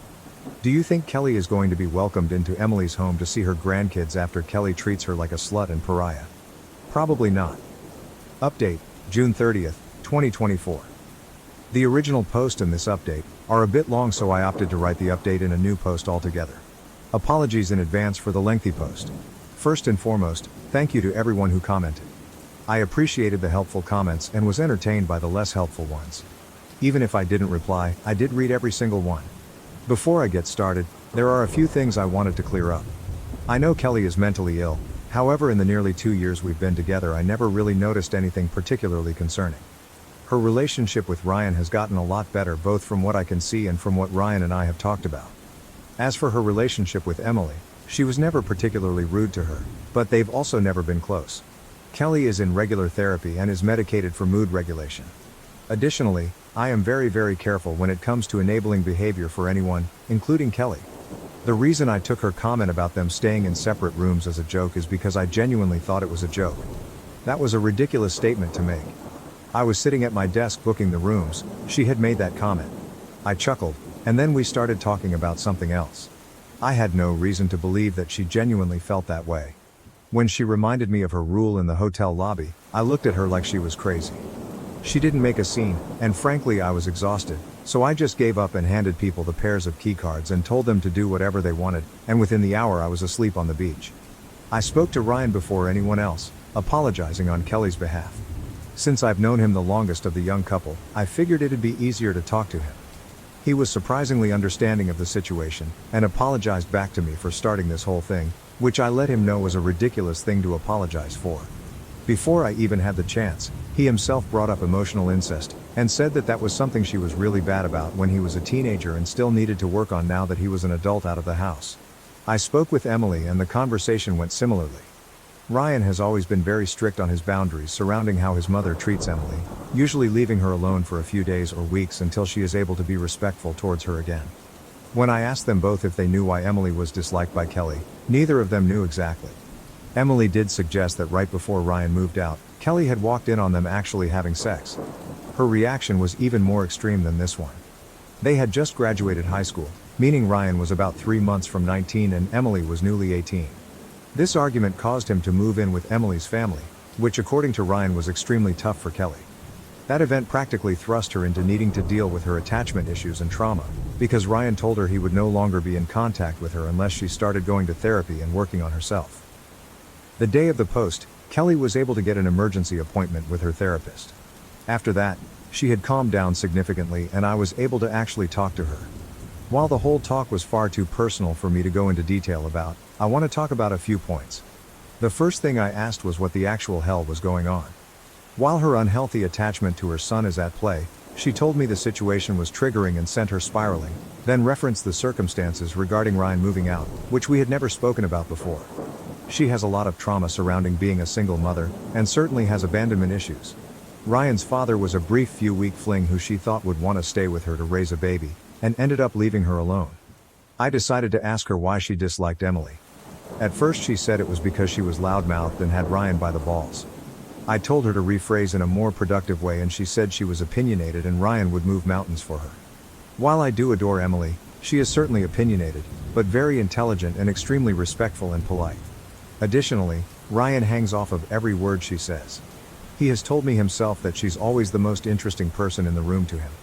That's not to say that both of them are perfect, in fact I saw them bicker about a plate of fruit yesterday, but they are both great together. I told Kelly she should be proud that she raised a son that loves and appreciates his significant other so much that he has openly admitted that he would do anything for her. That lightened up her mood significantly. Funny enough, Her therapist suggested she talk to her primary care doctor or obstetrician, gynecologist about menopause, which was what another commenter suggested. Her therapist suggested her medication may need to be adjusted if that's the case, as the extreme reaction was frankly out of character, and there have been other mood-related issues she's been dealing with. Initially, I was not going to ask about what medication she forgot. As someone who is on antidepressants, whenever I would express rational anger, some toxic people in my life would immediately dismiss it, claiming I haven't taken my meds. I absolutely hate that. With that being said, I decided it was best for me to ask which medication she forgot. To no one's shock, it was indeed a mood-regulating medication. Her sister is joining us for the second week, so she will be bringing her medication. Finally, Ryan and Emily had joined us in a conversation. It was filled with a lot of apologies, a little bit of tears, and a surprising amount of hugging. From what I gather, this is not the first conversation of its kind between the three. One thing that was spoken about was how Kelly ended up with Ryan's wallet in the first place. Ryan is not someone who forgets their wallet, or their keys, or phone, or any other personal item. There was a brief argument about whether or not Kelly took his wallet, but she denied this, and Emily suggested it just fell out of his pocket when he laid on the couch. The biggest topic of conversation was Kelly opening the door with no invitation. She was not able to give a rational reason for doing so and finally agreed with Emily when she had said that Kelly just wanted to catch them off guard. Ryan also put Kelly in her place as far as boundaries go, which I have seen him do before but am always impressed by, considering I remember when he felt like he had to just let his mom do whatever she wanted so that she was happy. Kelly accepted responsibility and spoke rather openly about her conversation with her therapist, which led to a lot of compassion and understanding from Ryan and Emily. Emily expressed her gratitude for Kelly accepting responsibility, and even suggested they get a drink together. It was generally agreed upon that this entire situation was ridiculous, and that everyone just wanted to enjoy their vacation. Kelly finally gathered herself enough to join us all for our vacation. I feel at ease knowing I can finally, actually relax. Since then our days have been filled with drinks, beach, good food and naps, and I couldn't be happier. Relevant comments. Commenter 6. Very well handled OP and props to everyone for talking it all out and moving through it. Commenter 7.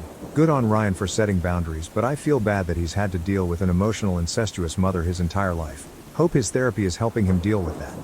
Commenter 8. Sounds like things ended relatively well, but I expect this will be a recurring issue for the foreseeable future, especially if she ever forgets her medications again. The fact that she still dislikes Emily because, 1. She's opinionated just like Kelly. 2. Ryan cares deeply for her. It is a pretty big indicator that the emotional incest is still extremely strong. Based on your post, it still does not seem like Kelly realizes the reason Ryan had to leave the house was because of how controlling and overbearing she was.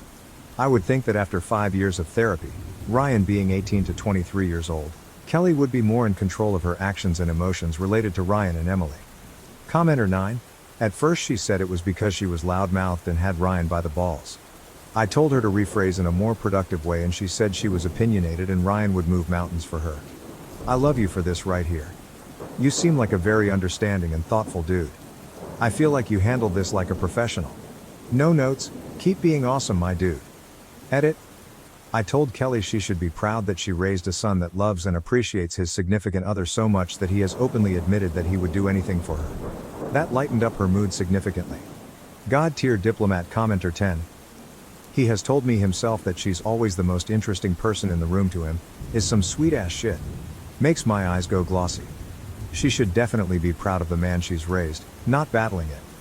But I get how difficult this situation can be. Glad to hear there's been some levity and love spread through here. Makes my heart warm.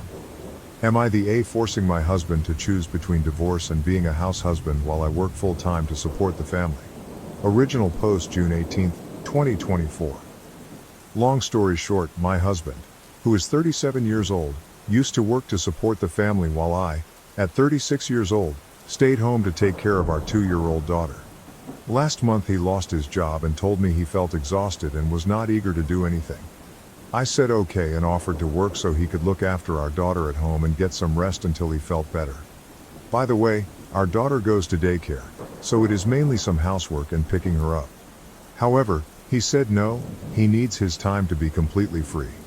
I got furious because this means either I work while also taking care of our daughter, or our family will face significant financial pressure.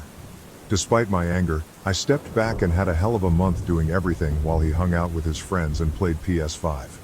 Finally, I could not take it anymore and told him he had to choose between being a house husband or divorce. He chose the first option, but it felt forced. I keep questioning myself, was I too harsh? Any good advice would be appreciated. Update. I never thought this would draw so much attention.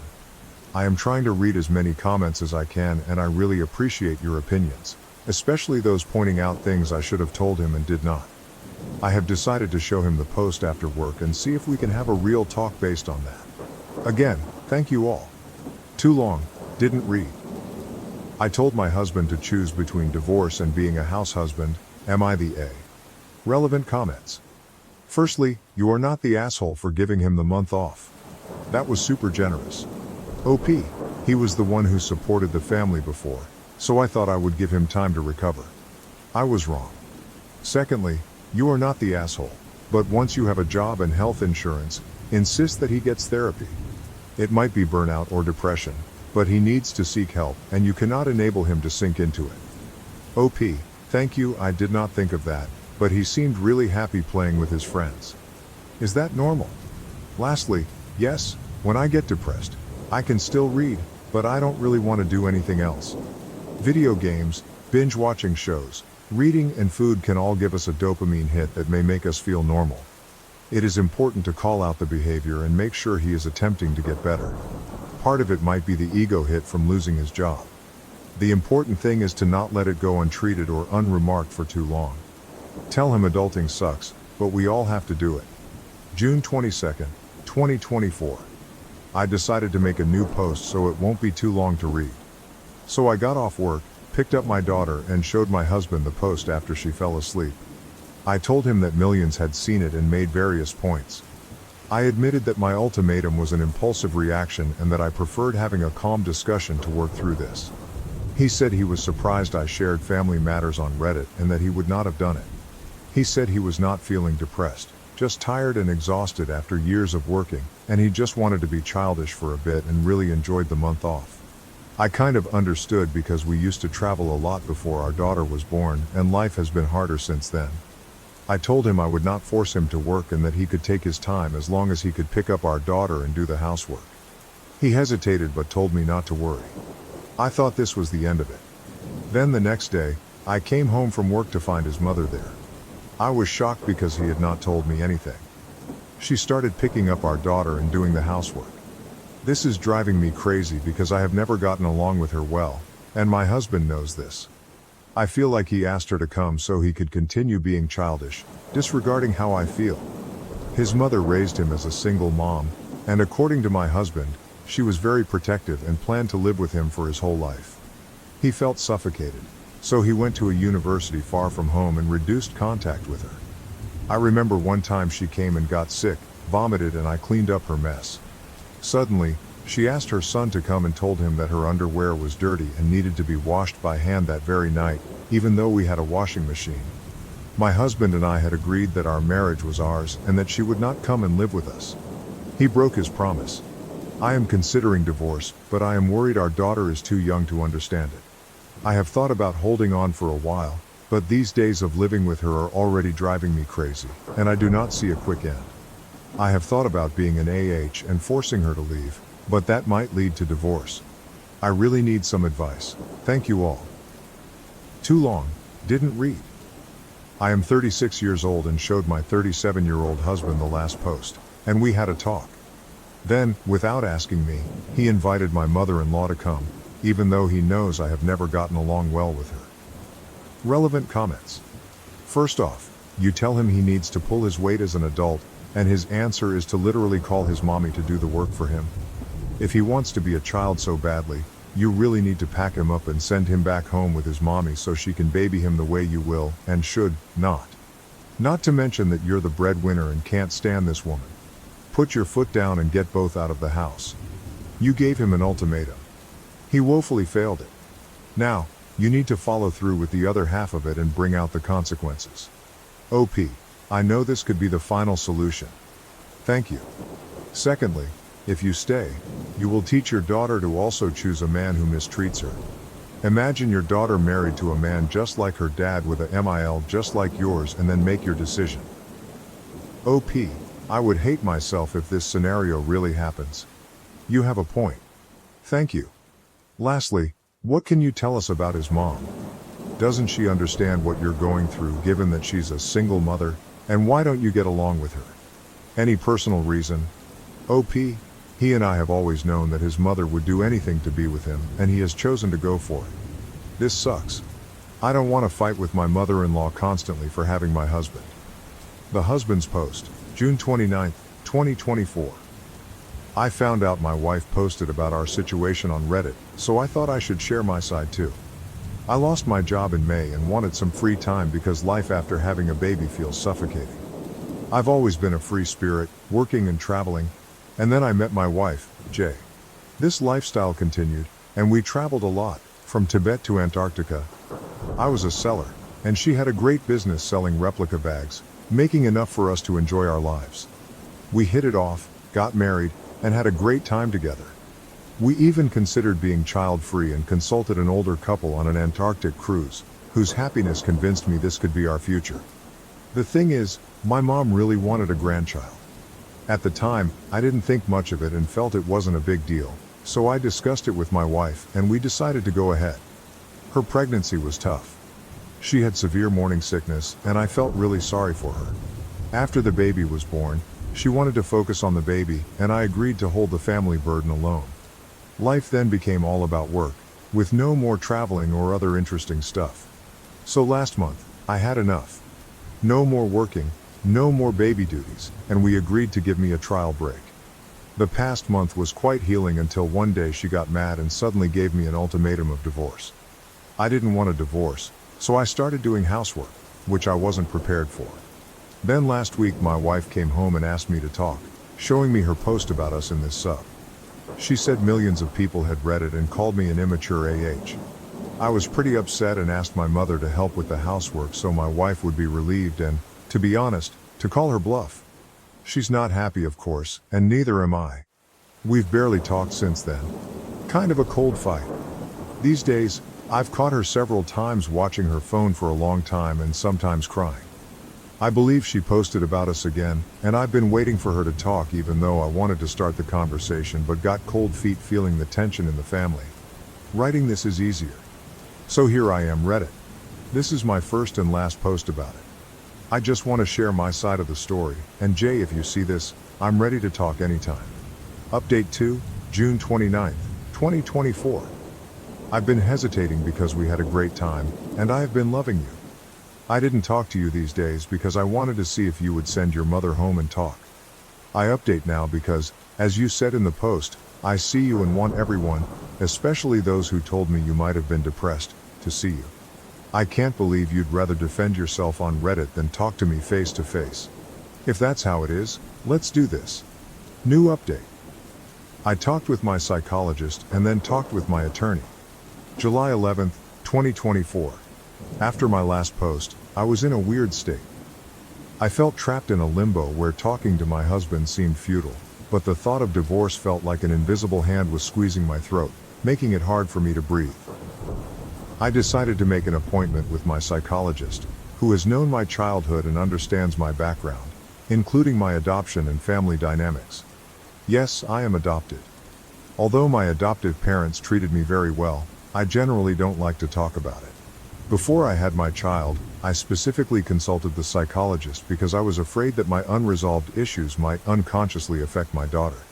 So during our conversation, she pointed out that the child in me desperately longs for my biological parents, while the love from my adoptive parents makes me reject this idea. As a result, I am obsessed with maintaining the ideal biological family that I never had. This insight resonated deeply, making me realize why I had delayed taking decisive action for so long. After our session, I felt a strong urge to speak with an attorney about divorce. I wanted to prioritize my daughter's future over my illusory family unity. I gave the attorney all the necessary information and expressed my desire for a quick resolution. She informed me that the process could be completed in as little as a week if my husband agreed to cooperate, although it might take longer otherwise. She recommended that I discuss the matter with him to facilitate the process. So I have been planning in my mind to choose a day to confront him. During this period of hesitation, I came home one day to find that my mother-in-law had left. My husband had prepared dinner and apologized for his behavior. He admitted to being childish and expressed deep regret for his actions, acknowledging the negative feedback he received on Reddit. Realizing that so many people found his behavior unacceptable, he understood that he had been in the wrong. I reiterated that divorce might be the best option as I couldn't see a way forward together. In response, he handed me a letter taking full responsibility for the problems in our marriage and admitting his mistakes.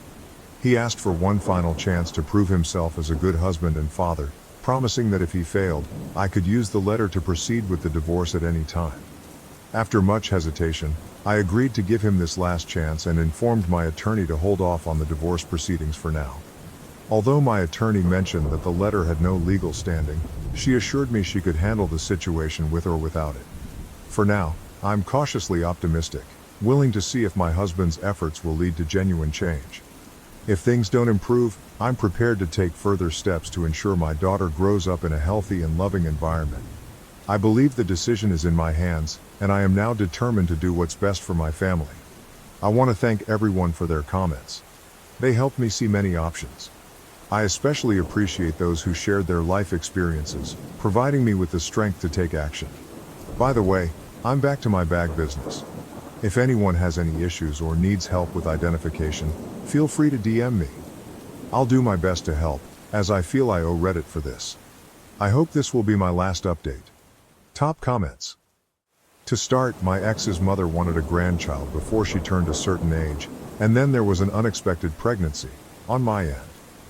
I later found out that while I believed we were using condoms, he was taking them off.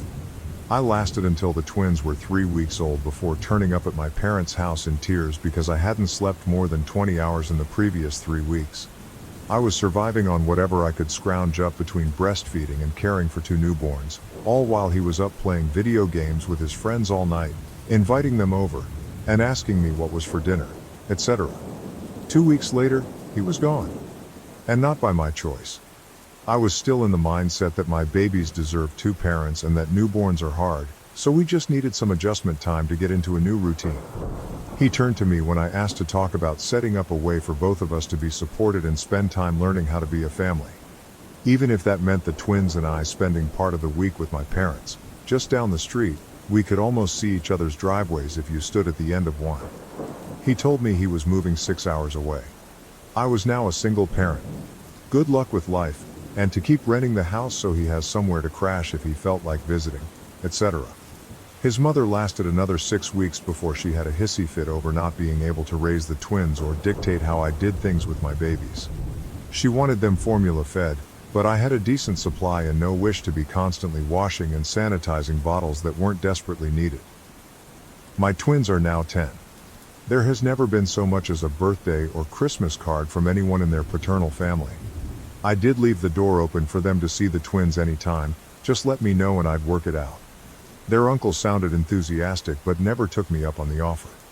I recently found out that my uncle has just gotten out of jail for drug-related crimes and has been in and out of rehab. Reply: what an utter AH. Well done to you for persevering. The baby trap scares me too. The most ideal, perfect for each other couple I know had a poor baby and were screaming at each other within 2 weeks because the dad wouldn't step up at nighttime, claiming he'd already been up. He hadn't at all. He had already abandoned her shortly after birth because his mom needed him when she had a hip replacement, a scheduled, privately arranged hip replacement that she could have had any time, but deliberately chose the due date. And she has plenty of cash to hire a live-in carer. They're still together, and I get the impression my friend has just accepted she's the baby girl's mom, and he's their dog's dad. Pretty sure they won't have any more kids or pets. Another reply. Lastly, I had a friend who was with her on and off boyfriend for 10 years. When things got boring, he'd leave, then come back with some big declaration of commitment.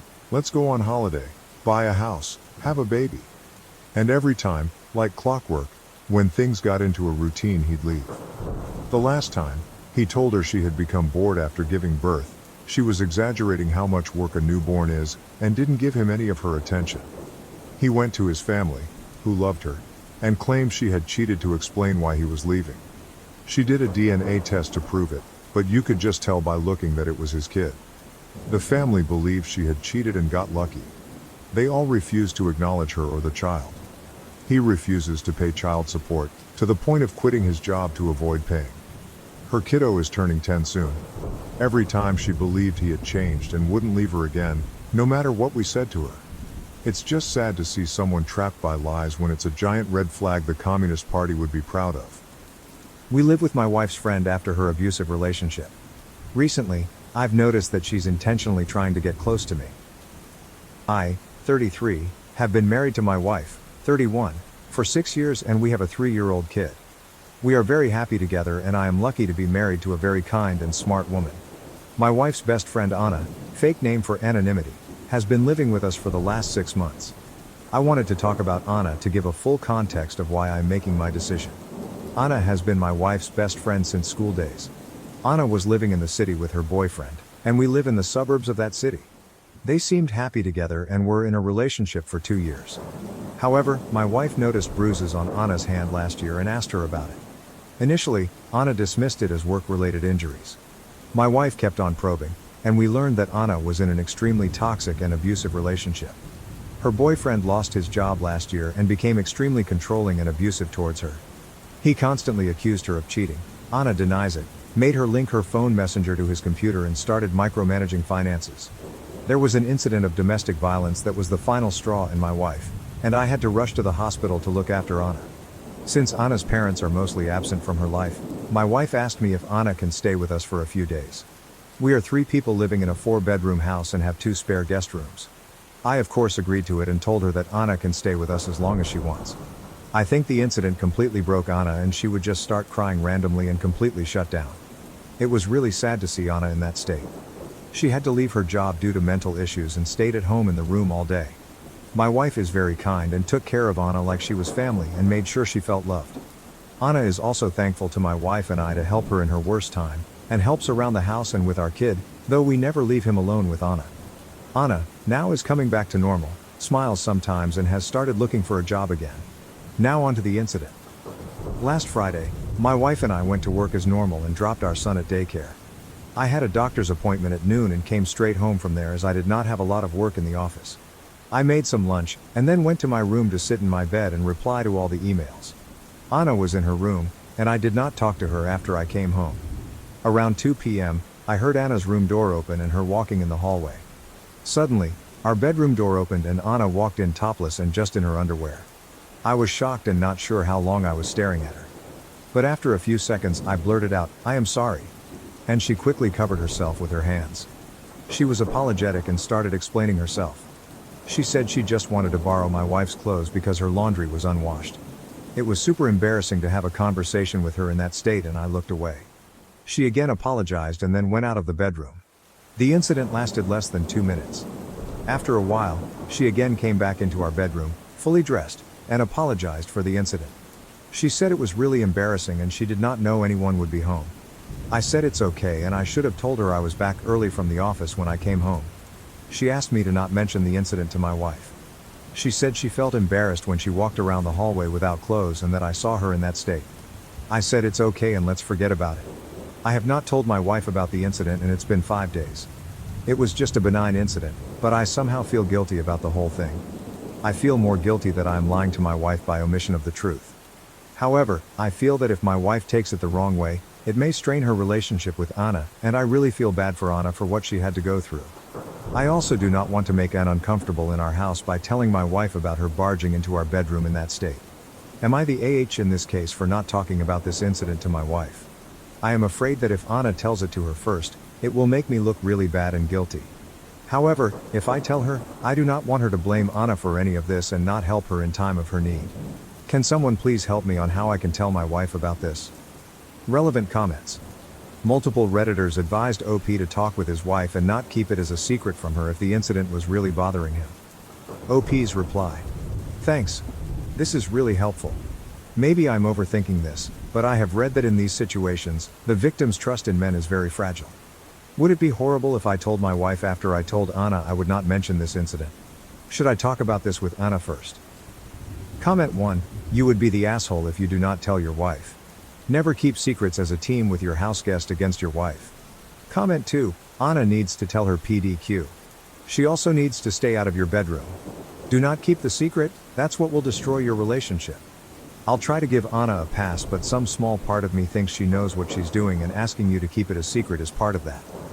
Update 1. I wrote a post yesterday about an embarrassing situation that happened between my wife's best friend who is currently staying at our house. I was not sure how to bring it up to my wife, and you guys really helped me a lot in understanding the urgency of telling my wife. I also got some cool ideas on how to bring up the subject without making it awkward for anyone. For everyone saying Anna was doing it on purpose, I did not agree with it, as I'm an extremely average looking person and women don't chase me. However, things since last night have been just crazy, and I think I'm spiraling a bit. Sorry for the long post. So I decided to tell my wife last night as soon as she came home about the incident. I like the idea of jokingly bringing up casually so that we both can laugh about it and then forget it. Last night, when my wife came home, I made sure I stayed in our bedroom. I asked Anna if she could stay with my kid downstairs. As my wife was changing, I asked her if Anna still borrowed her clothes. Anna had to borrow them regularly when she first moved. Long story. My wife told me yes, and she has told Anna she can take anything from her closet if she needs it. I asked my wife if Anna told her about the funny incident from Friday. My wife said no, and I told her the whole story about how I came home early, and Anna came in the room almost naked to get her clothes, and how embarrassing it was for both of us. As my wife was listening to this, she completely froze and turned pale. She started murmuring in Spanish, which is her and Anna's native language. I don't understand Spanish really well, but I understood the words hombre casado and otra vez. I asked her if she is okay, and she sat next to me and asked me to explain everything in detail. I just told her it was nothing, and she must have not heard me coming in. I was trying to laugh it off, but my wife had water in her eyes. I kept on telling her it was not a big deal, but she kept on asking me for more details. She asked me how Anna talks to me. I told her that Anna barely talks to me since she moved in, except few words here and there. My wife then asked me about 3 weeks ago when my wife had gone to visit her parents for 4 days. Anna did not want to go with her and stayed back. I told her that Anna was just acting normal. She or I would cook dinner after I got home from work while the other took care of the kid. The only thing different was Anna generally spending her evening in her room. However, when I was sitting in the living room watching TV after the kids slept, Anna came and sat on the sofa next to me but did not talk to me. I asked her if she wanted me to change the channel or stream to something she likes, and she just said she wanted to get out of her room. However, she did not flirt with me or do anything unusual. I kept on telling my wife that it was just an accident, and I really did not understand why she reacted so emotionally to it. My wife refused to answer and just said okay and agreed with me. However, she told me I should have told her about the incident sooner and should not keep any secrets from her, and gave me a big lecture. I told her that I did not think it was a big deal and thought Anna would tell her, but glad I brought it up. After dinner, my wife massaged Anna to join us, and she came out. While talking, my wife brought up the incident and told Anna that I mentioned about the incident, and she does not need to feel embarrassed. Such things happen when we are all in the same house, and it is not a big deal. Anna was firstly taken by surprise, but then told my wife she was just scared to tell her because she thought my wife would judge her because of her past. My wife gave her a stare and she quickly changed the topic. At night, I asked my wife what the hell was going on.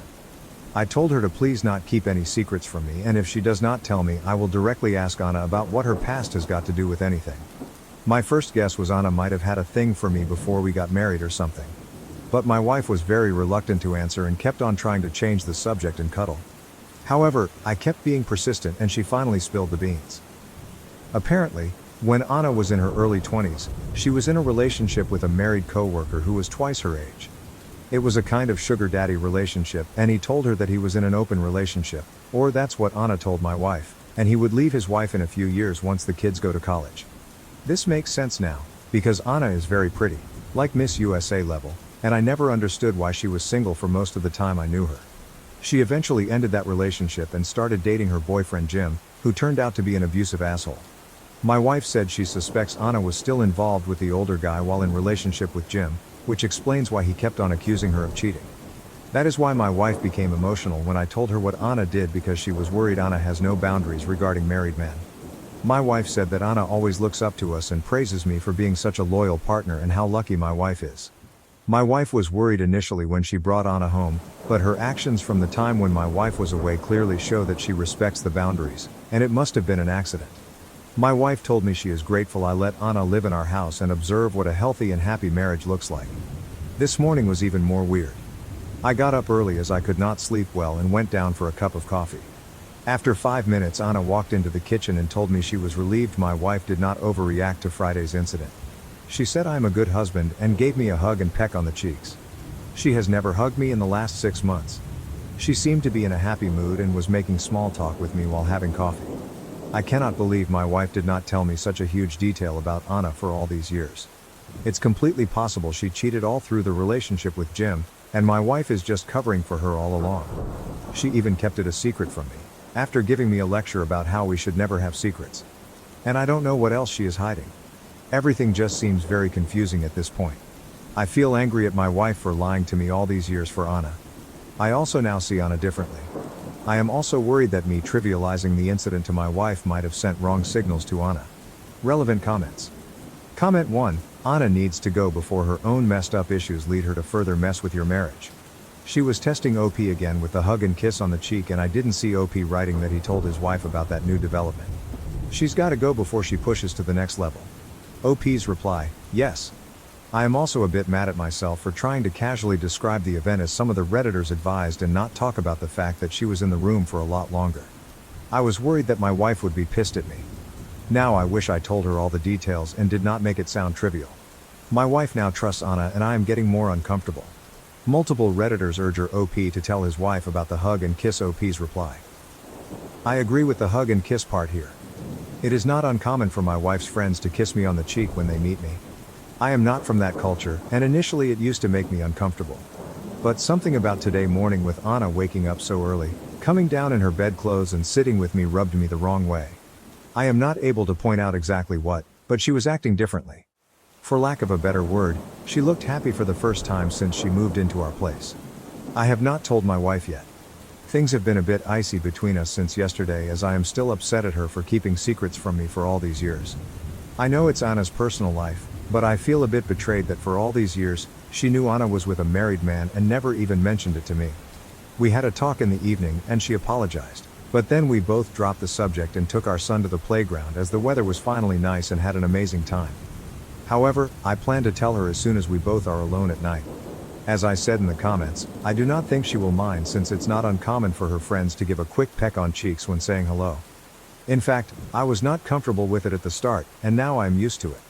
Her mom, cousins, friends, everyone kisses me.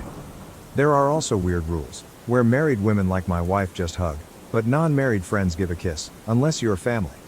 Also, only girls give a kiss, but men don't kiss girls on cheeks. I learned that the hard way. I am not Latino, Colombian to be exact, and maybe someone who is familiar can explain the rules here so people who don't know the tradition won't misinterpret it as anything sexual. Also, I never keep anything from my wife, and hence I felt so guilty about my actions over the last week. I am sure I will mention it to her before the end of the day. Update 2. I wrote a few posts a month ago regarding my wife's friend Anna accidentally walking into our bedroom topless to get my wife's clothes while I was in the room. We addressed the issue the next day, but I learned more about Anna's past and why my wife was uncomfortable due to the situation. My wife and I talked to Anna and told her it was not a big deal, and we all decided to move on from the incident. After I posted the update, a lot of you advised me to tell my wife about Anna hugging and kissing me, on the cheek, the following morning. I felt uncomfortable with this situation, and the comments really made me nervous. Most of you were reading my post as a telenovela or the start of a porn movie, and the comments were really not helping calm me down. You may not like this part, but I just decided to get off Reddit for a while and try to think through the situation on how to tell my wife. I felt that my wife treats Anna as family and just like her sisters. I have known my wife's sisters since they were in their early teens. I have had similar incidents happen with them all the time, and I never made a big deal out of it. There were so many times we had to tell them to keep their tops on when sitting in our backyard pool area when they were younger, and God knows how allergic they are to wearing pants around the house. However, I just treat them as they are my sisters. I decided I need to do the same with Anna and treat her like my wife's sisters. I also wanted to communicate that clearly to both Anna and my wife so they don't get in such uncomfortable situations anymore. That night, I was talking to my wife and decided to put a positive spin on the incident that happened early in the morning. I asked my wife if she noticed anything different with Anna. I told her that she woke up early with me today and greeted me with a hug and kiss and also helped me make breakfast. I told her that I am glad she finally looks happy and is returning back to her old self, and how proud I am of my wife that she is such a kind-hearted person who helped a friend in need. My wife seemed happy with my comment and started saying that she also noticed Anna was chattier in the morning and was cleaning her room and talking about applying for jobs again. I told my wife that I feel Anna is like one of her sisters, and I'm happy she also considers us as family and is comfortable around us. The next few weeks were great. Anna started waking up early in the morning around the time I woke up, 5 a.m. We always had coffee together and had nice chats. She also helped me with breakfast and getting lunch boxes ready. She asked me if she can join my gym and if I can teach her some resistance training exercises. Her therapist told her it would be good for her to work out. So, we started going to the gym 3-4 times a week in the evening before picking my son from daycare. It's nice to have a regular gym partner and someone to geek out about the daily protein intake. I also told her when we were cooking that she is so much less annoying than my Sills and I wish she was my Sil. She just smiled at the comment. Anna has already had a few interviews and also contacted her old job, who seem interested in hiring her back. She told us 2 weeks ago that she will be looking for apartments. We already saw 2 apartments in our suburb and hopefully should finalize that soon. My wife jokingly told her that her dating prospects are going to be bleak if she stays in our suburb, but Anna told us that she is going to stay away from relationships at least for a while now and work on herself. Plus, she enjoys our gym and loves spending time with our son. About the hugging and kissing, I think I have decoded it. A hug from Anna is normal and I get one every morning. However, I think she kisses people on the cheeks as a way to say thank you. Things are really looking positive for Anna, and we are very happy that she was able to get through a bad patch in her life. She had isolated herself from everyone after the incident 7 months ago. However, she plans to join my wife and son on her summer trip to my in-laws in a few weeks, unless there are any updates on the employment front. I just hope for the best for her, and I'm glad that I did not make a big deal out of the situation. I am also glad to have such a kind and understanding wife who is there for her friend in need. Relevant comments. Comment 1. If this works out for you guys, that's great. For me, it's such a huge red flag that she wakes up same time as you, joined the same gym as you, and wants to spend a lot of time with you, plus is looking at places to rent near you. Maybe it's because I've seen too many stories like that end in a horrible way. Again, if it works out for you guys, it's great. To me, it's one red flag after another and seems like a start of something fishy. Comment 2. I felt uncomfortable reading how much she's inserted herself in your life. There's still red flags waving, and you're either stupidly oblivious or you're enjoying the attention that you choose to be oblivious to. Comment 3. You honestly still don't see it, do you? Waking up early at the same time as you, going to the gym with you and cooking with you. She's spending an awful lot of time with you. And the difference is she isn't one of your SILs but your wife's friend. A friend that has a past going after married men. You sound naive to not at least put down some fucking boundaries with her. I don't even get why you won't do that. It's so stupid. On every post people kept warning you and you refused to listen. I hope for your wife's sake that Anna doesn't try anything. But remember that if she does and your marriage dies because of it, you and your unwillingness to handle it will be the sole fucking reason. Comment 4. Oh sure, this is going to end well. We won't do the immediate attack head on because he won't fall for that. So we do the slow build. A little bit here, a little more there. As soon as she gets her own place, things are going to change. I don't understand how people cannot see what is happening in front of their eyes. Poor dude is going to be in her bed and wondering what happened. Comment 5. I have no dog in this fight, and I'm wildly uncomfortable with how much Anna has inserted herself into your life and your daily routine and how you have let her do so. It does not come across as innocent. She has no reason to hug or kiss you ever. Why is the apartment hunting a wee thing? Why are you talking down about your wife's relatives to this person? Why are you spending so much of your time every day with this woman? You are having an emotional affair with this woman. And it is not going to take much for it to turn physical, and you will be back here saying you have no idea how this happened.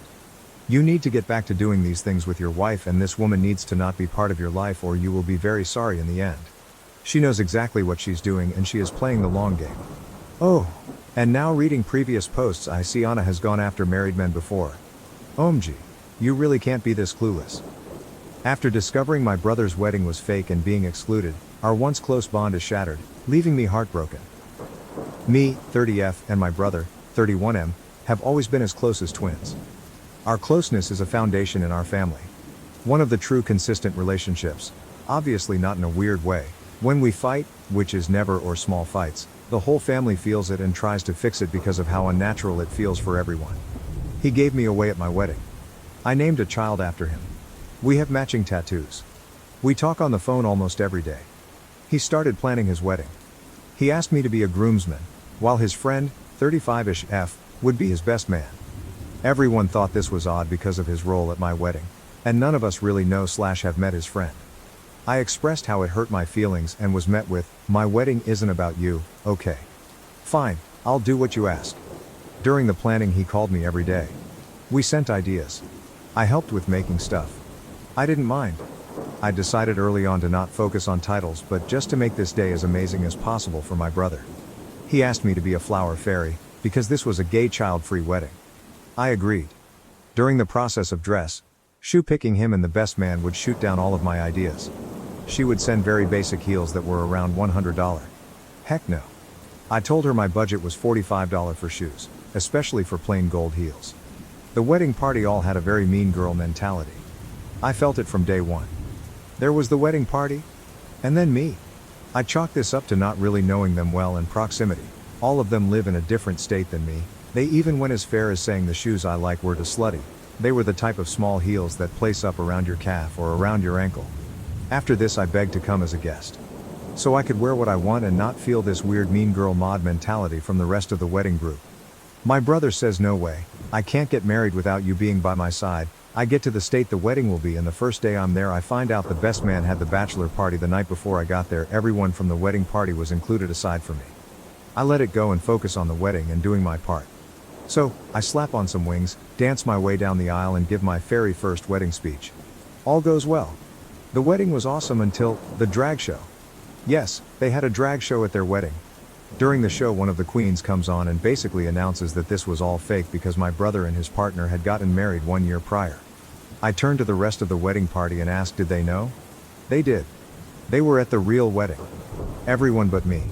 I'm sitting there trying to process, and my mom, who gave them $3,000 for the wedding because they needed it, storms up to ask if I knew. I told her no, and she immediately switched to being supportive to me because of how bad the situation was. It's not about them already being married. They can do what they want. I myself spent over $4,000 on this wedding. Because I was coming from out of state I had to get a plane ticket. I paid for a week at an Airbnb. One night most of the wedding party stayed at the house I rented because they didn't have anywhere else to stay, and did not even offer to pay for any of it. The dress for the wedding. The fairy wings I handmade. All of it. I spent too much time and money on this wedding. But then I start to remember all of the lies. They got married. And 3 days after my brother was at my house while I gave birth to my last child because I always wanted him to be a part of my huge moments. He held my newborn, knowing he had just gotten married, and said nothing. They gaslight me saying I was crazy feeling left out. Him saying he can't get married without me. Lying to my face every single day for a year. Just, all of it. After realizing all of this I tried to leave without making any sense. His husband mockingly asked me if I was mad. I said I'd talk to them another day and they should enjoy their night. I was able to leave without anyone else at the wedding knowing I was upset. Before I could leave the happy couple pulls me into a room. My brother is crying saying he didn't do this to hurt me. I keep it together. Say enjoy your night and we will talk another day. His husband says, oh, so there is something to talk about then. I repeat, we can talk another day. They ask me to brunch. I say I'll see if I'm up, ready for it when they go. The next morning I realize the whole wedding party and some guests are going to lunch. I choose not to go because I am not going to put myself in a situation where I am ganged up on. Again over my feelings about the wedding and wedding party. After that I left the wedding chat on Snap, which they were notified of. At this point it's the next morning and his husband starts blowing me and my friend, who was with me, up. We ignore and go about our day. I have not looked at or spoken to my brother since. Aside from short responses to get me to the airport the day I left. When I left I asked them to crop me out of the wedding photos as I didn't want to be associated with a fake wedding and I didn't want a reminder of how embarrassing it was and how stupid I looked. I told them I didn't want to speak to them again. My brother says nothing and his husband says you're a narcissist and I feel bad for the people who have to deal with you. Pretty sure narcissistic more aligns with tricking 100 people into coming to a wedding, some of the wedding that was paid for by other people. Just to tell everyone haha this was just a giant party for us. Joke's on you is probably more narcissistic than me reacting to the time, money, energy spent to attend a fake wedding. But, alright, lol, I just don't know where to go from here. I have them both blocked. There is a line in our family. My brother has not tried to fix it. He has the chance to show me what I meant to him. He did. And now I have to believe him. I'm going to try to update in sections. 1. I guess to answer if he is in an abusive relationship, that really is up to each person to decide. I will not, and won't label him as abusive because I'm not in that relationship with them. My mentioning of the drag queens was because they are a part of the story. Hello, it was one of the queens that made the announcement. I'm not sure why some of you are taking that as me being anything phobic. Mentioning that somebody is gay, or that drag queens attended a wedding is a part of a story and it's factual. It's not anything phobic. Our family, as well as the new husband's family, have always been nothing but supportive and accepting. My mom has 2 kids who are very hurt. She could never hate my brother, but she definitely does not like the decisions that he has been making. She is doing her best to support her 2 children. Gay wedding. No kids allowed? 2 separate statements, LOL. They definitely did not ban gay children from their wedding. LOL. I mentioned both of these things to explain why I was a flower fairy. No kids, flower girl. Fairy to go along with the gay dragon theme. Hello people. I proudly slap those wings on and dance my way down the aisle. That is definitely not anything phobic, LOL. For those of you who are saying anything along those lines, you are definitely reaching and projecting.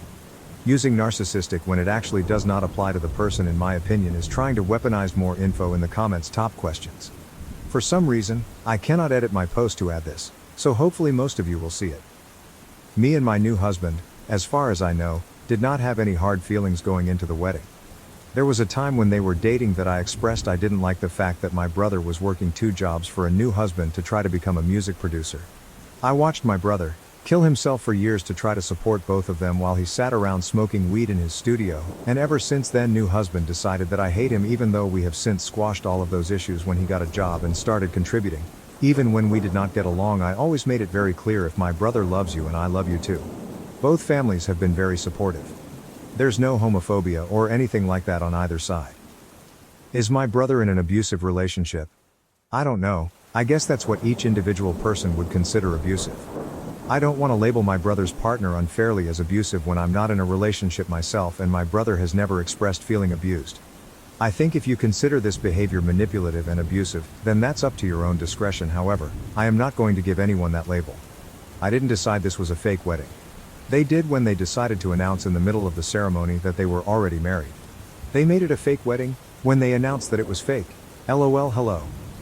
Russian bots, pushing propaganda. Okay people, I only mentioned the fact that there was a drag show at the wedding because that is a very uncommon thing.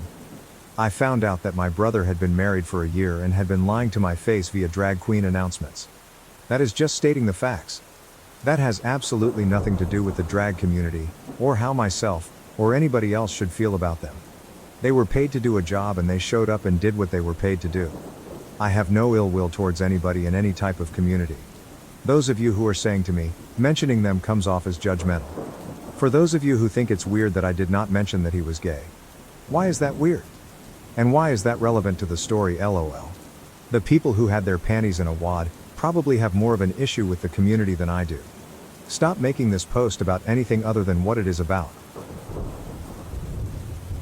At the end of the day, I am mourning the loss of my brother. I am mourning the relationship that I thought him and I had. And to be honest, based off of my perspective of our closeness, I am honestly questioning my own sanity. Do you generally spend hours talking to somebody, getting matching tattoos, planning a wedding, being at holidays and childbirth with somebody that you're not close with? At least on my end, I did not make up how close I was with my brother if it was not reciprocated, and he is a very good actor. And honestly, me questioning our closeness has been the most hurtful part about this entire experience. It's made me question if I'm crazy or not. Gay wedding, child-free, 2 separate statements. It was not a wedding where they did not invite gay kids. LOL. For anyone who reads it like that, you're extra weird. My brother is obviously gay and got married to a man. Therefore, it is a gay wedding. Children were not allowed to attend the wedding there for a child-free. 2 separate things, people. Both are okay. And I also want to say that I would never have slapped fairy wings on my back and danced down the aisle if I was not 100% supportive of them. Please stop trying to make this an issue other than 2 siblings having a falling out. Another comment. Okay, I feel like you are very much twisting the story. LOL. I did not make sure everyone knew I was leaving the wedding. I actually left very discreetly at almost midnight when the wedding was ending at 1 a.m. I did not make my brother cry. His husband kept trying to force a conversation that I asked respectfully multiple times to not have the night of the wedding so that way it would not ruin their day. I showed up in every single thing my brother asked of me. I took the bullying, and it kept my mouth shut for most of it after I was accused of trying to make the wedding about me. From that point on, I went out of my way to do everything I could to make his day as special as I could for him. Comment about her husband. Brother tried to contact my husband to ask how to pay back what I spent to come to the wedding. My husband said that he was not going to get involved. Brother tried to convince my husband that I was overreacting. My husband told brother that is absolutely not true and I have every right to be upset, and what he did was bonkers. My husband very much has been supportive, but also is very sad to see me and my brother fighting like this. Update 1, I'm going to do my best to put as much information as I can, but it ends up really long and Reddit will not let me post. So I'm going to try to answer all of the questions and I'm going to paraphrase a lot. The update is, there is no update. Things are the same, they are still blocked. One suggestion was that I should write him a letter, which I actually did the day after this happened, and I left it in his room. I laid out all of my feelings and described them in detail. How hurt I was. We had a 2-hour drive where he said absolutely nothing even after reading my letter. I did end up losing all of my manners when I landed, and my husband informed me that he sent him a message basically saying that I was overreacting. I said a lot of things that I was not very proud of. At the end of the day I stand by my truth, and I stand by my perspective of what happened. Please stop trying to make this a phobia issue. Both families have been nothing but supportive. They represent themselves, not an entire group of people. Stop being so simple-minded. The mention of drag queens was only there because one of the queens announced that they had gotten married a year ago. Plus, how many times do you see a drag show at a wedding? If you read some imaginary undertone, that is definitely a you issue. Moving on. New husband, in my opinion, is not somebody that I would label as abusive. However, abuse is subjective. I think this more falls down to him being very emotionally immature. I am not a yes man, I was for the wedding. That's an appropriate time to be a yes man. Outside of that, new husband has always been intimidated by my opinion. I think he knows I can see through his BS. Weak men hate strong women. That's a fact. And that's the case here. However, we did not have any type of beef on the wedding day.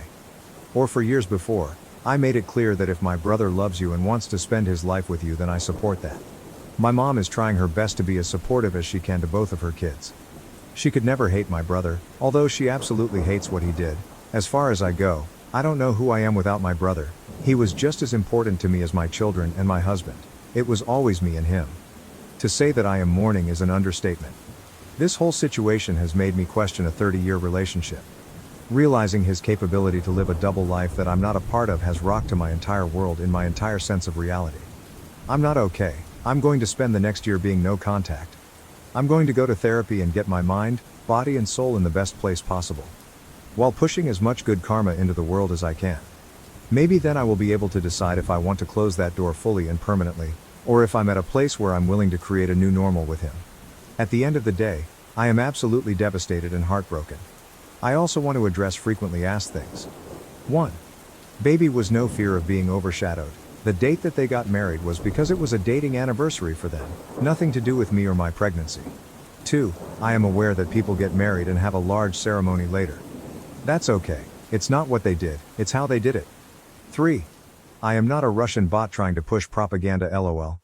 Those comments did make me laugh though. 4. If I had the answer to why they would feel comfortable doing this to me, then I guess I wouldn't be as dumbfounded as I am. I'm not leaving out any type of detail.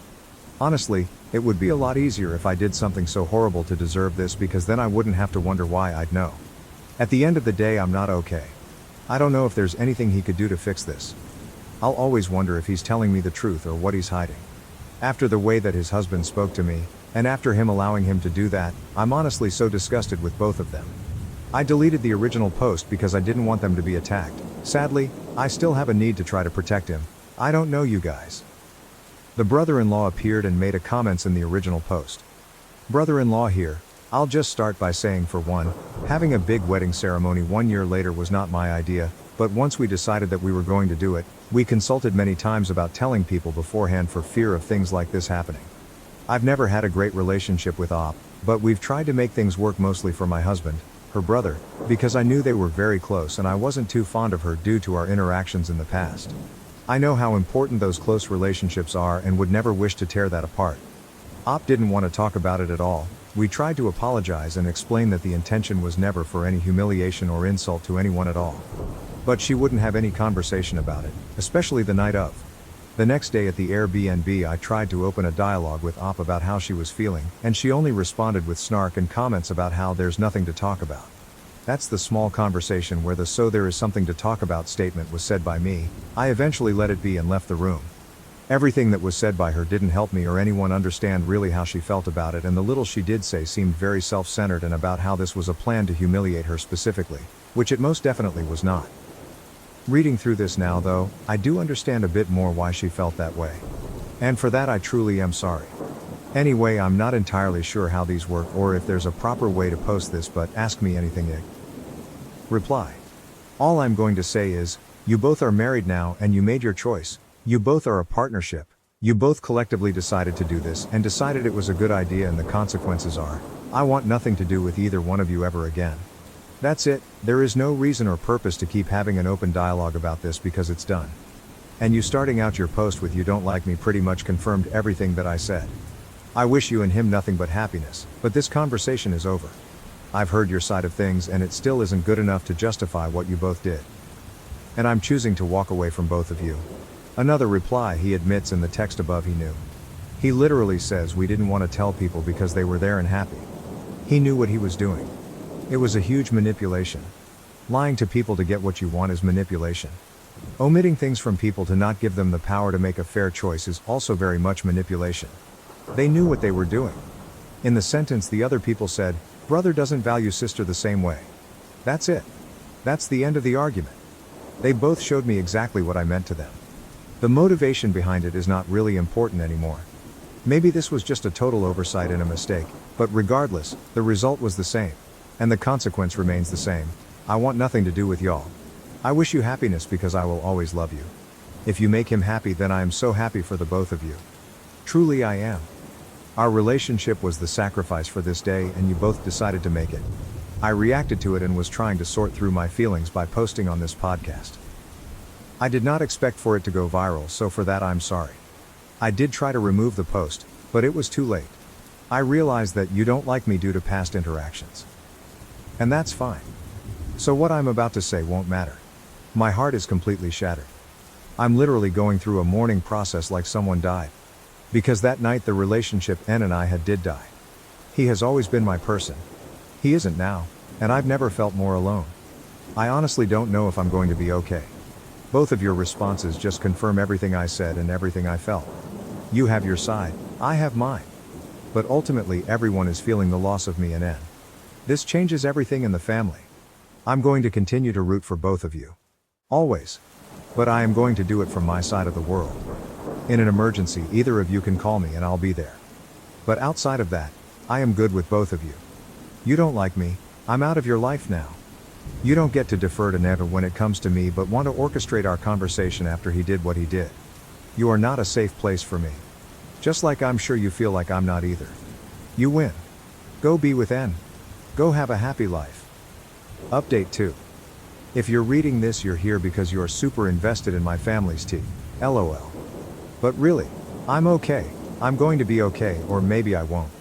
Either way, I am going to keep moving forward, and if you want to come along with me, you can follow me on TikTok. I'm not trying to be an influencer. I'm just going to use it as a diary/coping safe space. My name on there is Tukari29. New update. I wish I could be writing that my brother had begged for my forgiveness. Those things somehow managed to go back to how they were. But they haven't. Nothing with my situation has changed. The only thing they truly changed was my perception of someone I thought I knew. I know a lot of people can't understand because you're not close with a sibling. But this has been like a true death for me. And sometimes my grief is so big I don't know what to do with it. He hasn't reached out, he hasn't explained. He hasn't even cared if I'm being fully honest, and what a mindfuck that has been. To go from someone being as important to you as your husband and children, to them showing you over and over how little you do, and ever did mean to them. He has doubled down on the "I didn't do anything wrong and you're overreacting." Which is honestly just the biggest slap in the face. If someone can't admit they did something wrong, then they will never actually be sorry, and the chances of behavior repeating itself are sky high. A lot of you pointed out our relationship might have only been this important to me, and I think you all were right. For a long time I cried every day. I cried during the times we would normally talk on the phone, or when a song reminded me of him. And sometimes I've cried for no reason at all other than just feeling like there is a hole in me now. But I find myself crying less and less.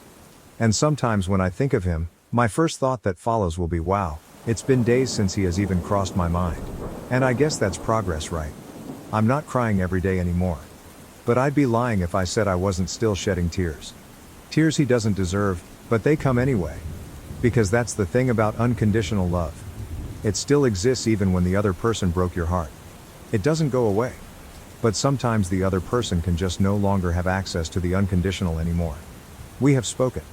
Briefly. Over the phone during the holidays to deal with a family emergency involving another family member. It was pretty much all business. Everyone around us kept saying, "I'm so glad you guys are talking again." But we weren't talking again. We were just dealing with business. And I guess that's all the talking we will ever do again. At one point my husband chimed into our phone conversation and told him how much he misses him too, and he cried. I guess I forgot I wasn't the only one losing someone, but either way that doesn't change anything. My kids have not even noticed. He did try to send Christmas gifts to them through my mom, but only because I said something about him not acknowledging my son on his birthday. So is that all he'll ever be? Impersonal generic gifts that my kids get once a year? I told my mom to send them back and that they don't need a gift uncle. Honestly, they have enough of those on my husband's side.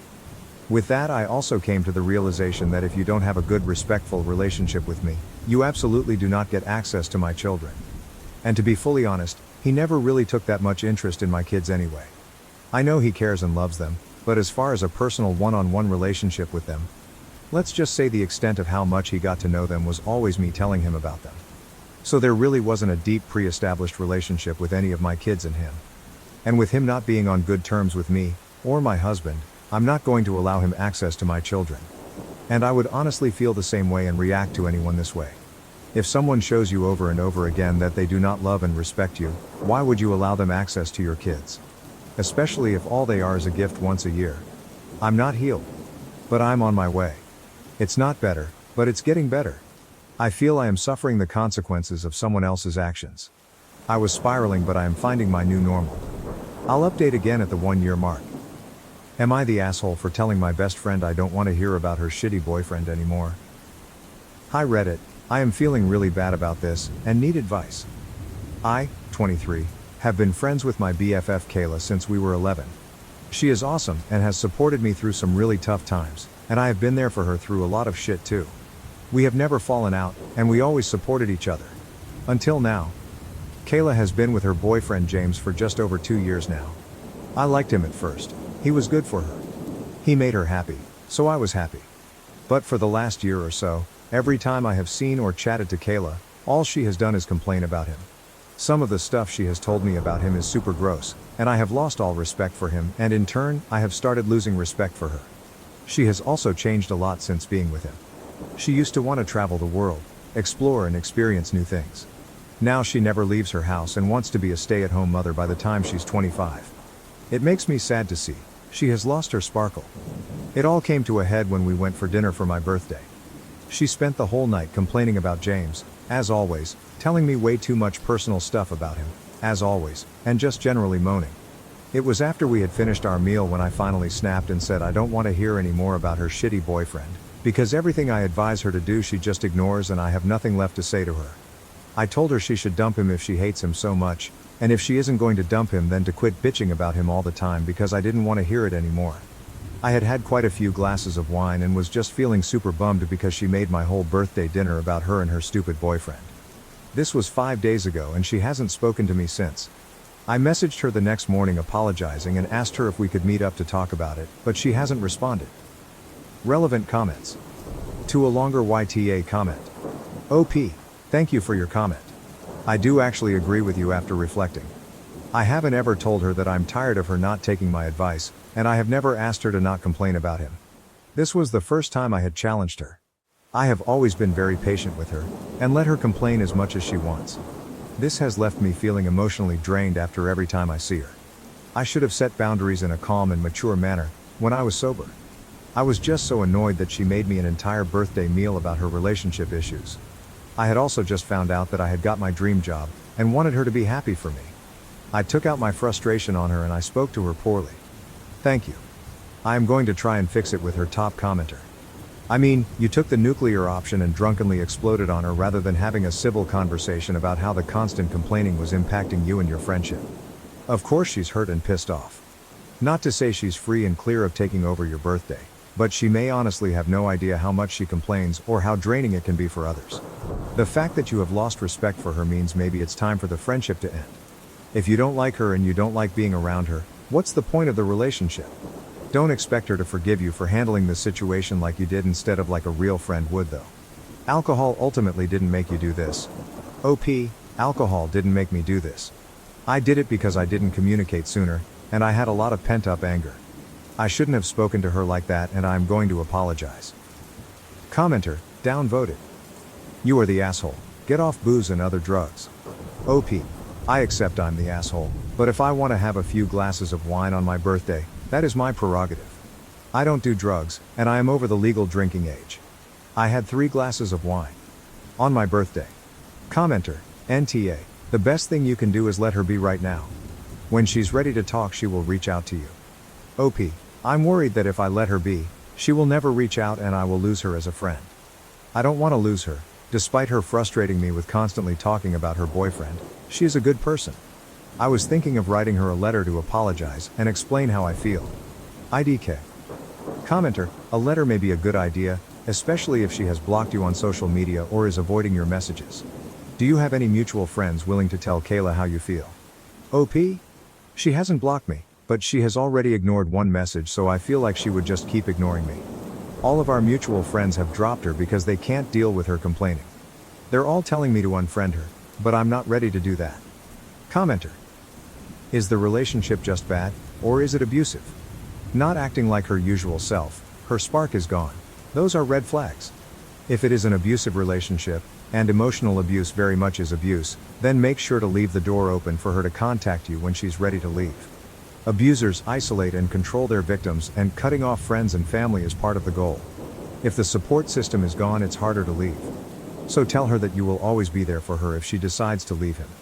That does not mean you have to keep listening to her. Tell her that you are done hearing about this guy and set whatever boundaries you need, but tell her that when she is ready to leave him, you are there for her. OP, it isn't abusive. If anything, she's not very nice to him. She doesn't like the guy. I don't know why she stays with him.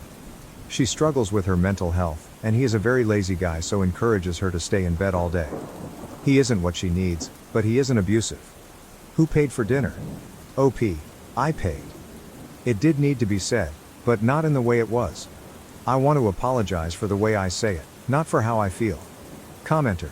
So let me get this straight. Your best friend of 12 years goes to your birthday dinner empty-handed and you pay for it. She spends the whole night making it about herself and her stupid BF, and it got you to the point of yelling at her, rightfully so, and now she's giving you the cold shoulder. This girl is not your friend, she's a user. This is not a friendship worth having. IDC what financial situation is, if it's your BFF birthday, you make it work. It's not about money, it's about effort. If she truly couldn't afford to go out, then she could have made you dinner and a birthday cake and bought a $2 bottle of wine. OP, yeah, I guess that's true. I told her not to get me anything because she's broke. I wasn't expecting anything, but I was expecting her to at least ask me how I am, instead of just talking about her boyfriend. IDK Update 1. Edit. Thank you all for your comments. I can see you're all very divided about if I'm the asshole or not, and I get why. I have accepted that I am the asshole for going nuclear when drunk, and I know I should have spoken to her in a mature and calm manner way earlier than I did. She shouldn't have ruined my birthday dinner, but she is struggling. She didn't deserve to be spoken to like that. I have decided to write her a letter apologizing for the way I spoke to her. I am going to write, very nicely, that I still stand by what I said and that I love her, but hearing her complain repeatedly about the same issue without taking advice is very draining. I'm going to tell her I want to still be friends and that I don't want this to ruin our friendship. I will also recommend she goes back to therapy. She had a therapist in high school but ghosted her. If she then reads my letter and decides to end the friendship, then that is up to her. I will be sad, but everything happens for a reason. Right. Update 2. Firstly, thank you so much for everyone who commented and messaged me. Nice or not, it was great to get everyone's opinion. So I wrote Kayla a letter, like I said I was going to in my edit. It felt very formal and weird to do, but for some reason doing it over text felt wrong. I wanted her to know I am sincere. I said that I love her, and I value our friendship extensively, and apologized for the way I spoke to her. I said alcohol wasn't to blame. I was. I spoke to her like an asshole and she didn't deserve it. I wrote that I have felt frustrated about the situation for a long time now, because it upset me seeing her so frustrated and upset all the time with the person who is supposed to cherish and respect her the most. I told her that I wholeheartedly believe that she should end the relationship. I said I knew this wasn't my place to say, and that she didn't need to take my advice, and that I would support her in whatever decision she made. But if she decided to stay with him, I need her to stop complaining to me about James and their relationship, because it was too draining for me to hear it. I said of course she could talk to me about anything major, but hearing the same complaints on an almost daily basis was exhausting, especially when she wouldn't take or even listen to any advice. I made sure to tell her I loved her, and I apologized again. I actually apologized 4 times in the letter. I put it through her front door the day after I posted here. She called me yesterday and asked to meet. I went round to her place last night and we talked for just over 2 hours. She told me she actually broke up with James the day after my birthday. Apparently me snapping at her about it shocked her into realizing how often she was upset by him and how much she complained. She has spent the last few days processing everything, so that's why I hadn't heard from her, which is so valid. She actually thanked me for doing it, which is crazy. She said although I was a bit of an asshole, it was what she needed to hear. We both cried a lot and hugged it out and then watched 90 Day Fiancé LOL. I think it's safe to say we will be okay. She is obviously struggling because she is grieving their relationship and breakups are awful. But I will support her through this, like I always do, because I know that she will support me when I next get my heart broken. I am single AF right now, but who knows what the future holds. So the TLDR is that me snapping at my best friend at my birthday dinner for complaining about her boyfriend for the whole meal caused her to dump him. I didn't lose the friendship, I actually got my best friend back. I can't wait to support her while she finds herself again. Thank you all again, have a great day everyone. Am I the A for defensively responding, I'm sorry I was born this way, when my natural afro was accused of cultural appropriation by friends? I am a 19-year-old female. I am also a Caucasian person, which I think is relevant.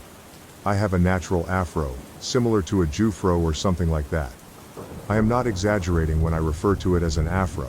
It is a big round puffball of curls from my head. I have a friend group, and almost all of us knew each other in high school.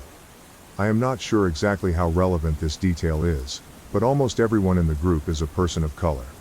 We get together every once in a while, and the last time we met up, the topic of cultural appropriation came up. Topics like this are not unusual for us, as we sometimes talk about political or societal issues. We all have the same left-wing beliefs, so it is easy for us to talk about these things. In the discussion about cultural appropriation, afros specifically came up. I did not think much of it for a while, as it makes sense to me that someone mimicking the hairstyle of people of color would be offensive. I did not really contribute to the conversation except for nodding along, as I agree with what they say but cannot really add to it since I am white. At some point in the conversation, I started to feel like people were looking at me. Not like conversational looks, but more like looking me up and down before glancing away and repeating. I brushed this off, as I have had issues with social anxiety since I was little, so most of the time when I feel insecure, I figure it is just my anxiety bursting through my medication to bite me in the butt. However, after a few minutes of feeling this way, one friend commented on how weird it was that I have my hair in an afro despite being white. All of my friends are well aware that my hair is completely natural, and I do not do anything to get it this way, so I was taken aback. A few other people chimed in, saying things like I should straighten it, and that I was adding to racial tension and making people see me and think it is okay to appropriate afros. I snapped and said, I am sorry I was born this way. I was using a loud tone, which I am not proud of, as I am very averse to anything that resembles yelling. I would not say I yelled, but I was speaking noticeably louder than the volume we had maintained. Some of my friends looked disappointed, while others looked kind of disgusted, and they all just left after that. If anything, I think I am the asshole for how I responded, but I am also asking if I am the asshole for having my hair like this. I would talk to other friends or family about this, but I am worried about them being disappointed in me. Any advice is appreciated. Update. Kind of. Thank you to all of you who commented, which by now is a surprising amount. I appreciate all of the advice you gave. I am still trying to get through all the comments and have not even begun to try to respond to any of them. I am not entirely sure if this counts as an update. I have spent a while mulling over the advice. An overwhelming number of you suggested that I stop considering these people friends, along with a lot of people who suggested that they may have never been friends in the first place. Reading responses has given me a new perspective on this, as I came here expecting to be the asshole but wanting more of a view of why and to what extent. To get it straight off the bat, I do not want to stop being friends with these guys unless it really comes down to it. I do not think this stems from prejudice or malice as some people believed. I think it rather came from ignorance and misunderstanding. I am going to reach out to them in the coming days and try to explain my renewed view, and maybe even share some of the comments with them. These are people I have known for years. We have helped each other through dark times and celebrated good times. If they are completely unreceptive, then I do not think we will remain friends, but I do not want to lose these people over something that can be worked out. My hope is that we can work through this and be better for it. Thanks especially to people expressing concern for my well-being and their views on similar matters. Even bigger thanks to those who expressed concern for my hair's well-being and the idea to use hair products made for people of color. For some reason that I can only attribute to sheer lack of attention to my hair and its health, I had never really considered this. When I think about it, I am coming out of this with friendship tips, worldview tips, and hair tips.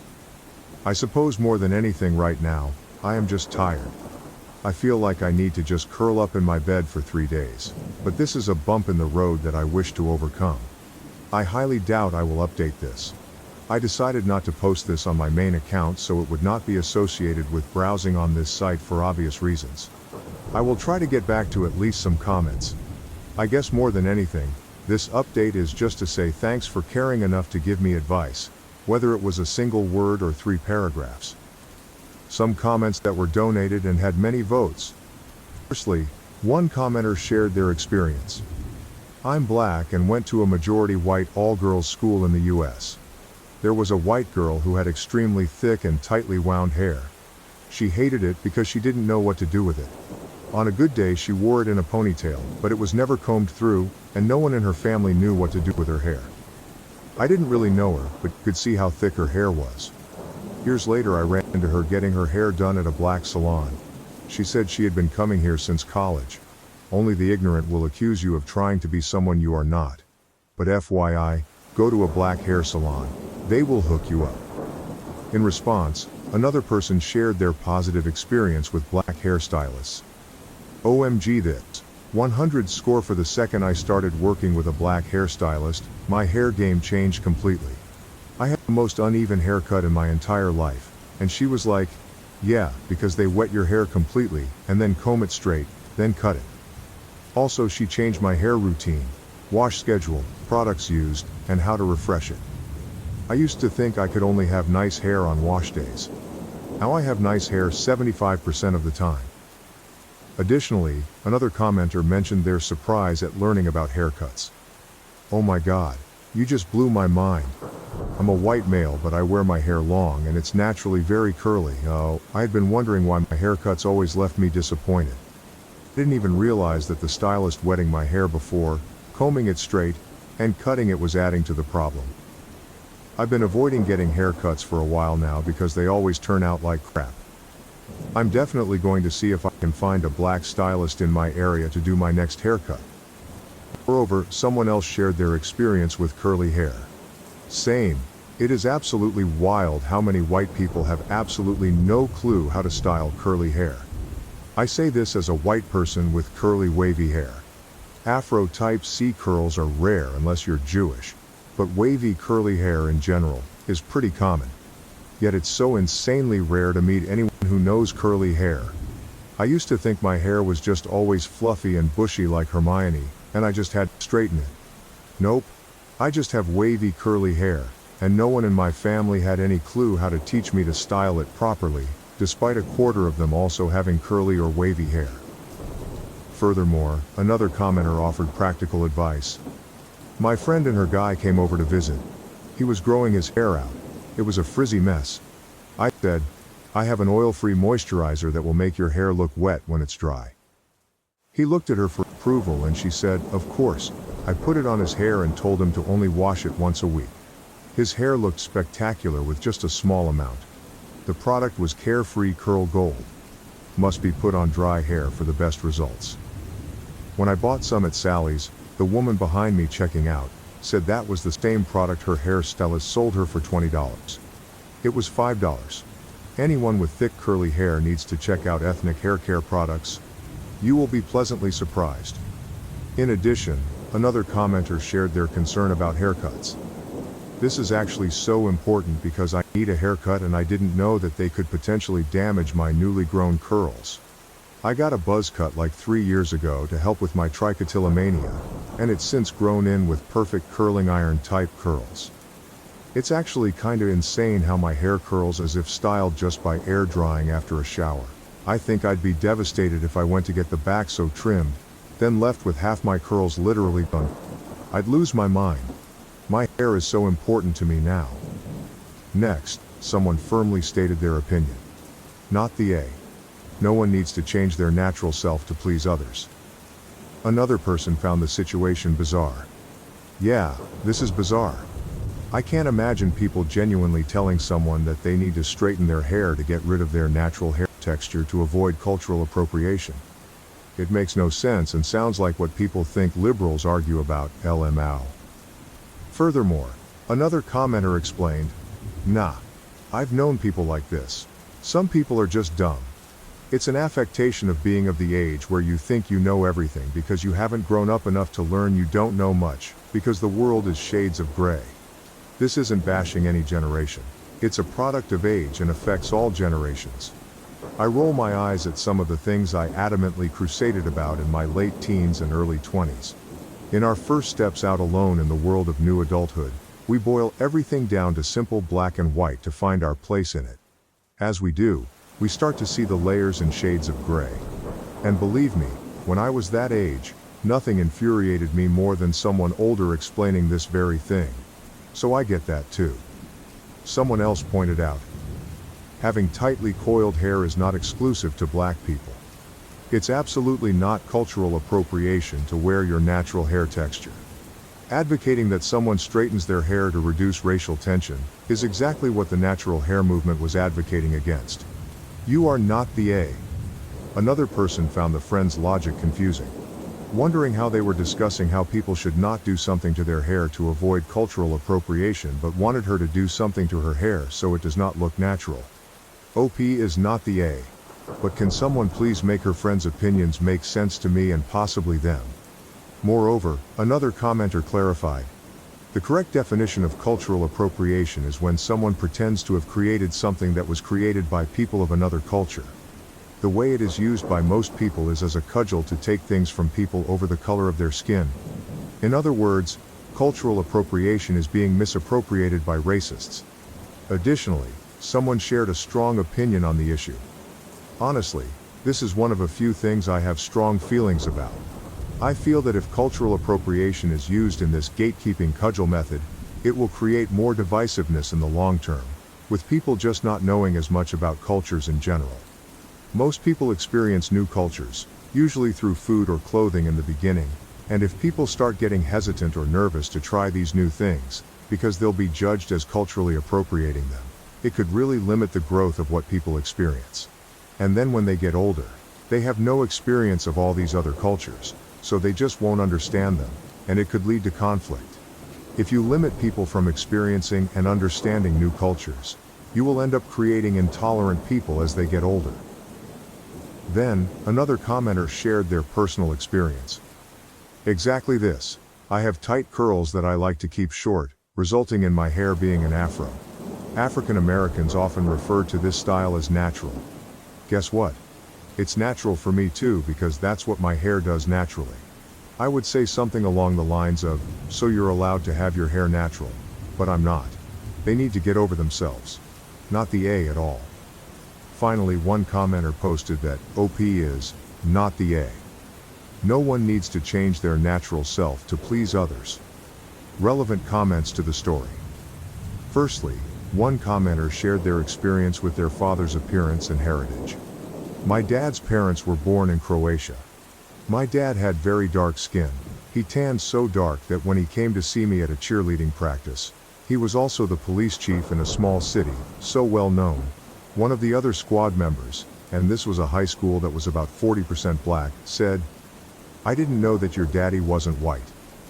He also had black hair, a prominent scimitar-style nose and blue eyes.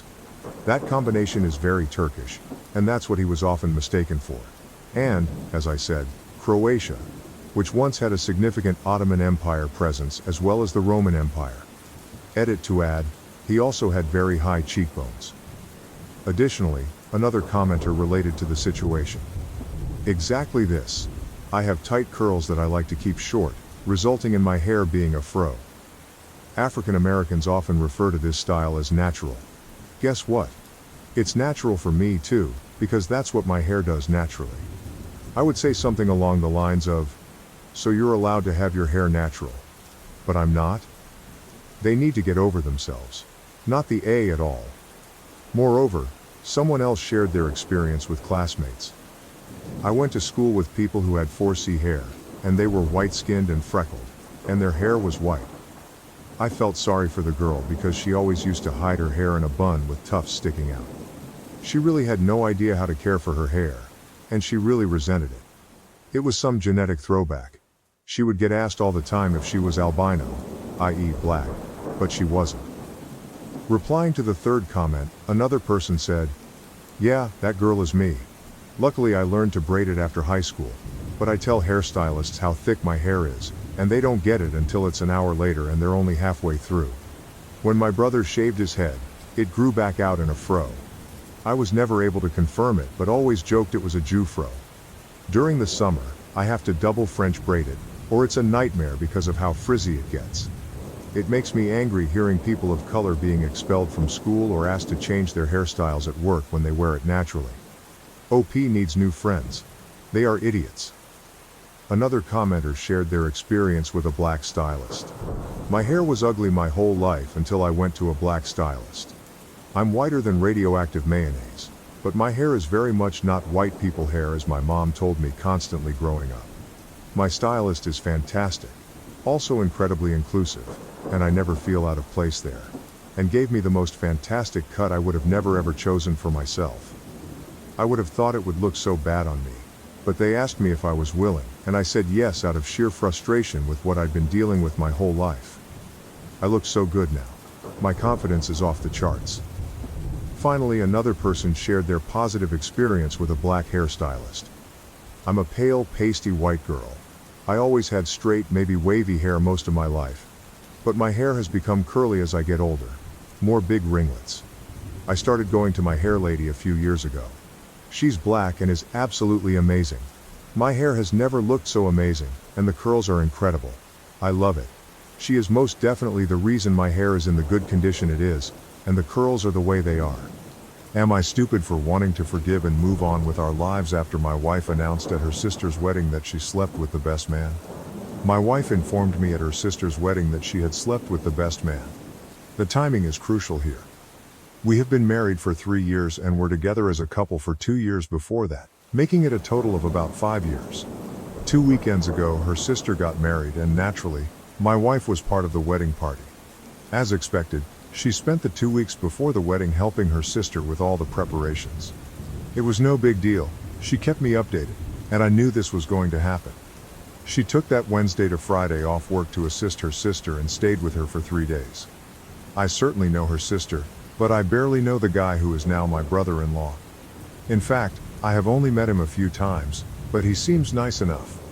I showed up Saturday morning a few hours before the ceremony, hoping to steal a few minutes to see her. Not wanting to intrude on the day since I knew she was busy, but I hadn't seen her since Tuesday. She saw me outside her parents' house and sent her brother out to tell me that she would come out and see me in the car, which I thought was odd, but whatever. She finally came out, sat in the seat next to me and gave me a kiss. Instead of acting happy to see me, she told me that she had to talk to me and didn't want to ruin her sister's day. She informed me that at the reception, if I still wanted to go, I might hear some things about her and the best man, and she didn't want it to be awkward or weird. I just kind of sat there stunned. She explained that about 4 years ago she had a fling with him, and while it didn't mean anything, she knew that I'm somewhat jealous by nature and wanted me to know in advance so that if I heard something, I wouldn't be surprised. Again, I just kind of sat there. This was not how I thought my morning would go, but I told her I appreciated knowing it and that it certainly wasn't a big deal now. She went back into the house, and I went to eat lunch and decided to meet her at the church. As I was eating and checking my phone, a realization hit me. She mentioned having a fling with him 4 years ago, yet we have been together for 5 years. Initially, I wanted to dismiss it, thinking she might have just made a mistake with the timeline, but the more I thought about it, the more memories started coming back to me. About a year and a half into our relationship, she went through a phase where her behavior was quite suspicious. She wasn't available when she usually would be and went on 2 weekend camping trips with friends from work. Naturally, this made me feel uneasy, but I knew I had a long day ahead and tried to push those thoughts aside. I arrived at the wedding and watched everything unfold. After the ceremony, there was a line where guests walked by to congratulate the bride and groom, with the wedding party standing in line as well. My wife was standing next to a guy I didn't know, but the best man was also there. I walked down the line, acting like everything was fine. At the reception, it took a long time for the wedding party to arrive due to the photo session. When my wife finally got there and sat with me, I chose not to mention anything, not wanting to create a distraction on such an important day. However, instead of leaving it be, she informed me that each groomsman and bridesmaid would be dancing together, and she would be dancing with the best man. I asked why, given that she wasn't paired with him in the wedding party. She explained that the maid of honor and her partner were married and wanted to dance together. At this point, I was more than just a little irritated, but I tried to keep my feelings in check. I knew better than to drink, as I tend to get angry when intoxicated. She chatted with everyone around her, and then the time for the dance arrived. The best man came over, extended his arm, and she got up to dance with him. I made a conscious effort not to watch them and focused on other things instead. When she returned with him, they were laughing and joking like the best of friends. She decided to introduce us, and while I didn't tell him to get lost as I felt like doing, my greeting was probably less than friendly. However, this did not stop him from sitting down and talking with her for a few minutes. The more they chatted and reminisced about the past, the angrier I became. Eventually, I got up and went to the bathroom, and when I came back, he was gone. She chose that moment to tell me that she thought I was being rude, which was the last thing I wanted to hear. I told her that this wasn't the appropriate time or place for this discussion, but we would definitely talk later. She then said she was going to change clothes, and as soon as she returned, she was planning to tell her sister that we were leaving because I had ruined her day. However, she didn't want me to ruin her sister's day as well.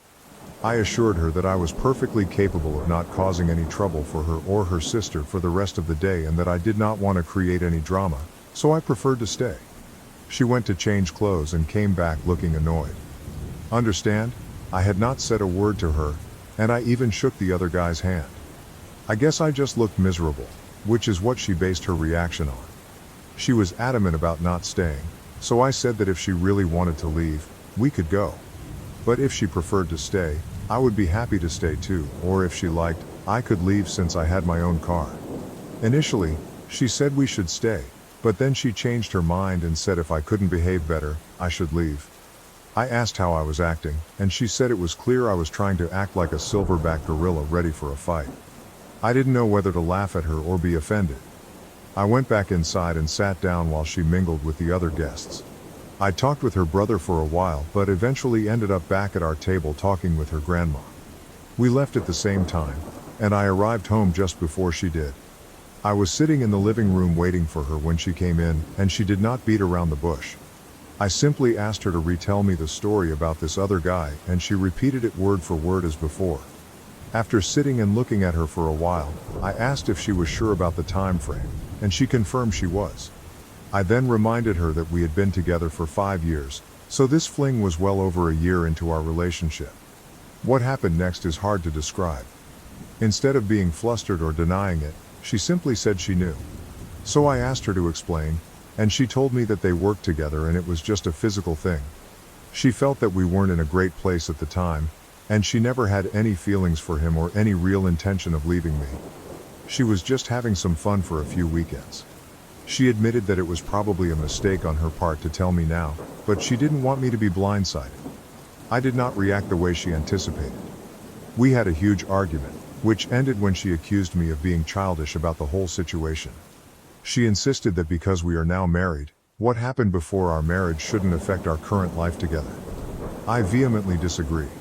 First, her infidelity affects us profoundly, and she doesn't even show any remorse. Second, I despise being called childish when I get upset. It feels like she's trying to assert superiority over me. I told her I needed time to process everything, but she dismissed it, claiming there was nothing to think about since we love each other and this doesn't change anything. That conversation happened 2 weeks ago and I'm still not over it. She has been trying to talk to me over the past few days, but I find myself unable to see her the same way. Part of me thinks it's irrational to be this upset over something that happened years ago, but another part of me is deeply hurt by the revelation of her infidelity. Update.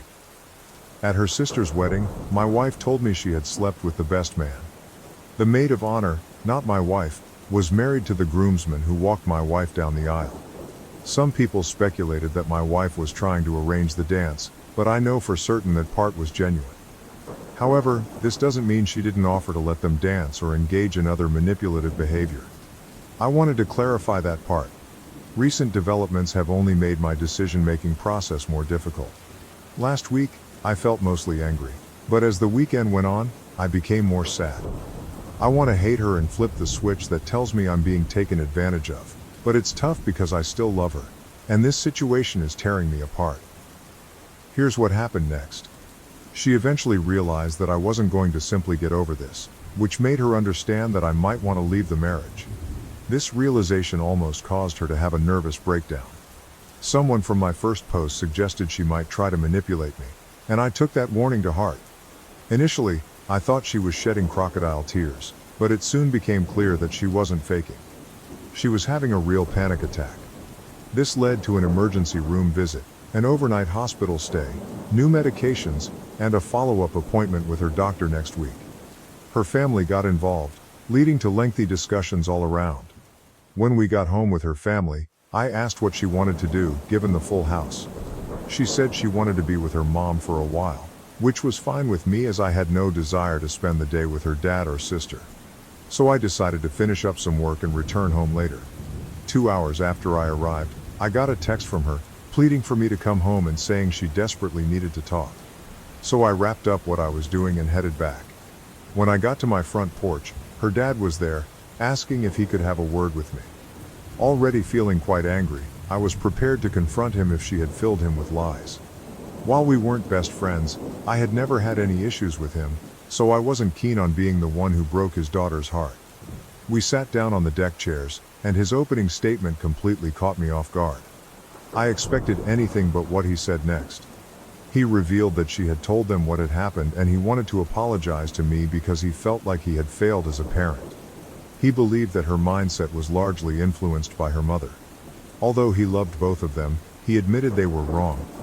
He had warned his wife years ago that teaching their daughters that anything before marriage didn't count was a terrible idea and a flawed value system.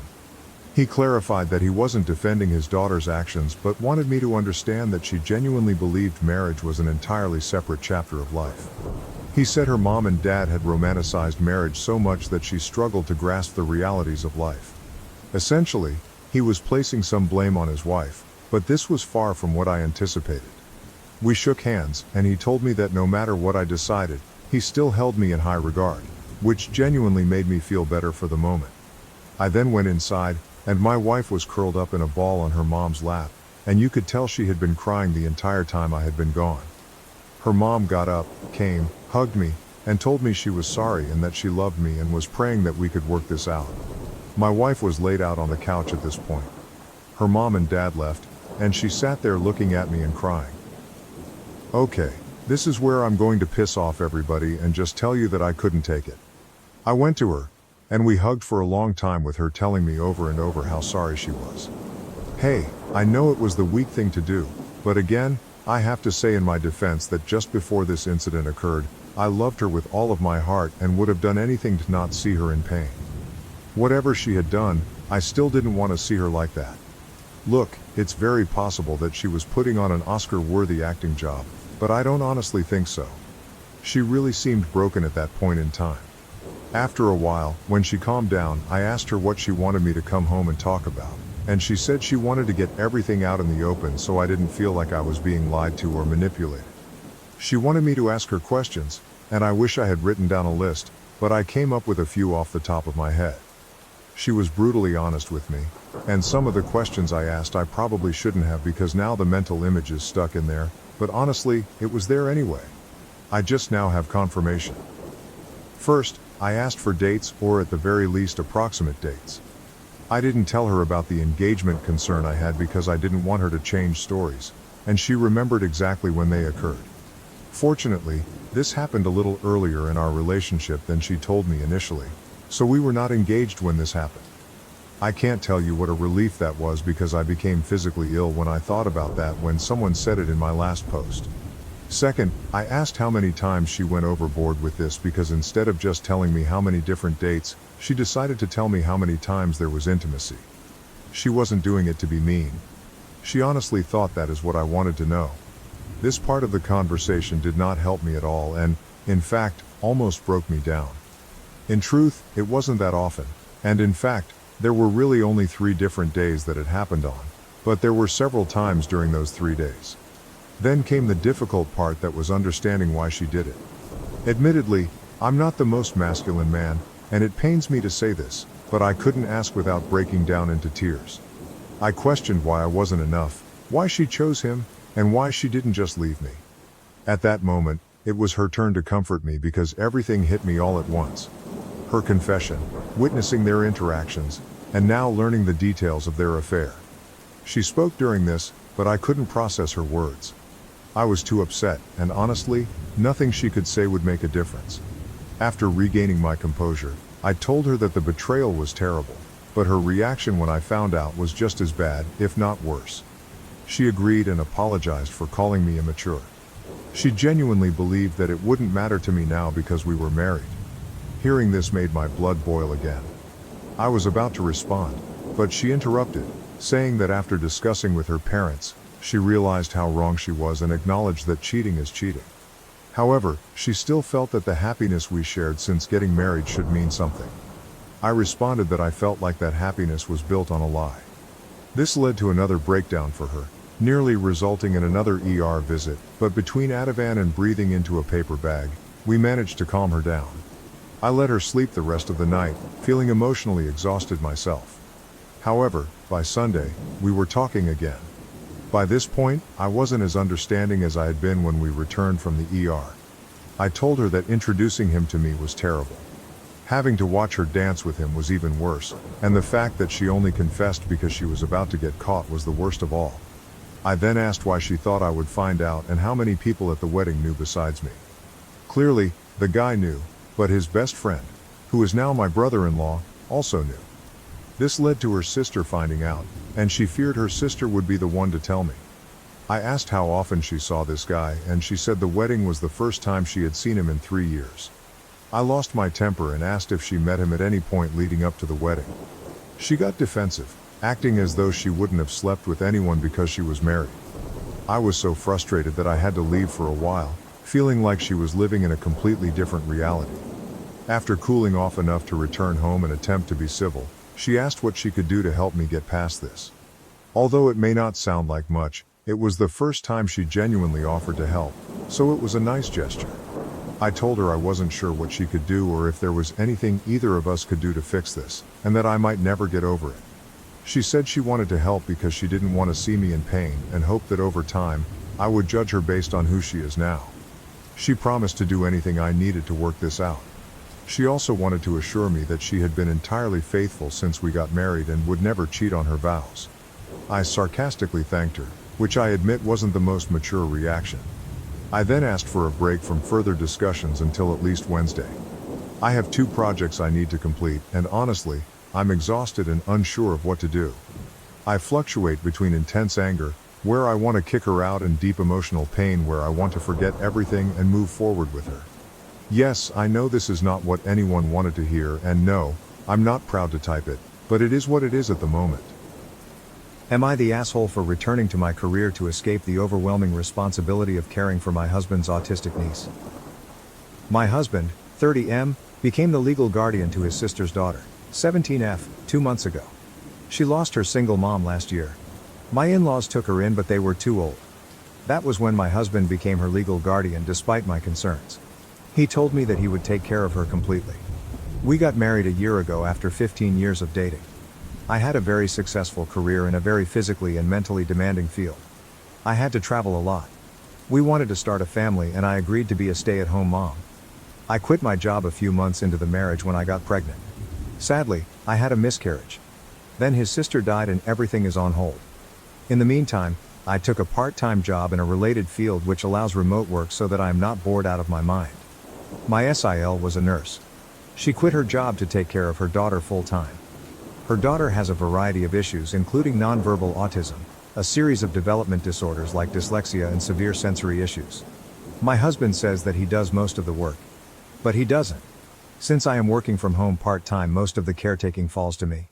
She gets angry and has meltdowns all the time. She doesn't like the food I make and most of the time she ends up throwing food at the floor or at me. I am at my wit's end and it is just so emotionally exhausting. Around December 15th, my husband was working late and asked me to take care of dinner. She is very picky about food. The slightest change in texture or taste from what she is used to can cause a meltdown. She threw the plate at my feet and I ended up bleeding. At that point, I called my husband and asked him to be home ASAP. He said he wouldn't be able to. I went up to my room and told him I'm not dealing with this anymore. He came hours later and she was still crying. He was absolutely furious at me. He called him heartless and irresponsible. I told him I've had enough of both of their ungrateful behavior and told him that I'm going to my mom's and I wouldn't be back until New Year's. He panicked and tried to apologize, but I left. He called me every day asking me to come back. I finally came back and he told me that my stunt had forced him to all available leaves to stay home with her. He told me that he was glad I was back. I told him that I contacted my former company and got my old job back and it starts next Monday. It is in office and requires a lot of travel. He asked me who was supposed to stay at home as she cannot be left alone. He has no more leaves and full-time caretakers are too expensive. I told him he promised to take care of everything when he became her guardian and that it was his problem. As you can guess, my family supports me and his family thinks I am being extremely selfish. So I'm asking for judgment from impartial strangers. AITA in this situation. Update. A lot of people were messaging me for an update. So, here goes. I wish I could say things got better. My husband took a few days off to interview special needs nanny caretakers. He ended up finding a good and experienced person to take on the job. He hired her for 6 weekdays. One day, she ended up saying she cannot make it for a couple of days due to an emergency. My husband had a meeting he couldn't miss and asked me to look after his niece for the day. I refused and he took my car keys while I was getting ready and left before I noticed so that I could not go to work. I grew up with a narcissistic gaslighting father who did stuff like this all the time. I told him to come back in 1 hour or I will call CPS and once they get there, I will call a cab and get to work. He ended up driving back and this turned into a big fight and I told him that if he does it again, I will walk out and never look back. He apologized and said that he was just desperate. The worst happened 2 weeks ago. I needed to travel for a couple of weeks for work and I could not find my passport. I am a very organized person and I knew that I did not misplace it. I ended up calling the non-emergency helpline. They ransacked the house and found the passports hidden in his gym bag. It is a crime to steal passports and they asked me if I wanted to press charges. I said no. Another fight. He told me that he needed me at home that weekend due to a social welfare visit and he knew that I would not stay even if he had asked me. I kicked them both out of my house and I told him I would call the police if he came near me again. My house is a premarital asset, thank God for that. I told him that I would be filing for divorce. The welfare visit turned into shit as neither of them were living there when the worker showed up and the social worker also knew about the recent call to the non-emergency helpline. So, all in all, she was not impressed with our bullshit. He came by 2 days ago. He told me that ended up moving in with his parents. They own and live in a small 2-bedroom apartment. That doesn't qualify according to welfare norms. He ended up asking me for another chance. He asked if I would consider letting him and niece stay until they figured it out or she would have to go to state's care. He told me that there is no way he can afford rent and a carer and begged me. I told him that I could never forgive what he did. He knew my past with my father and he still went ahead and did it. He suggested they could move in and we can work on this at couples counseling. I told him that I could never trust him again and that it was over. He asked me if he could get his parents to take in the niece or even relinquished her care to the state, if I would give him another chance. I think months' worth of anger burst that day. I told him that even though it may appear as if the problem between us is niece, it was actually him.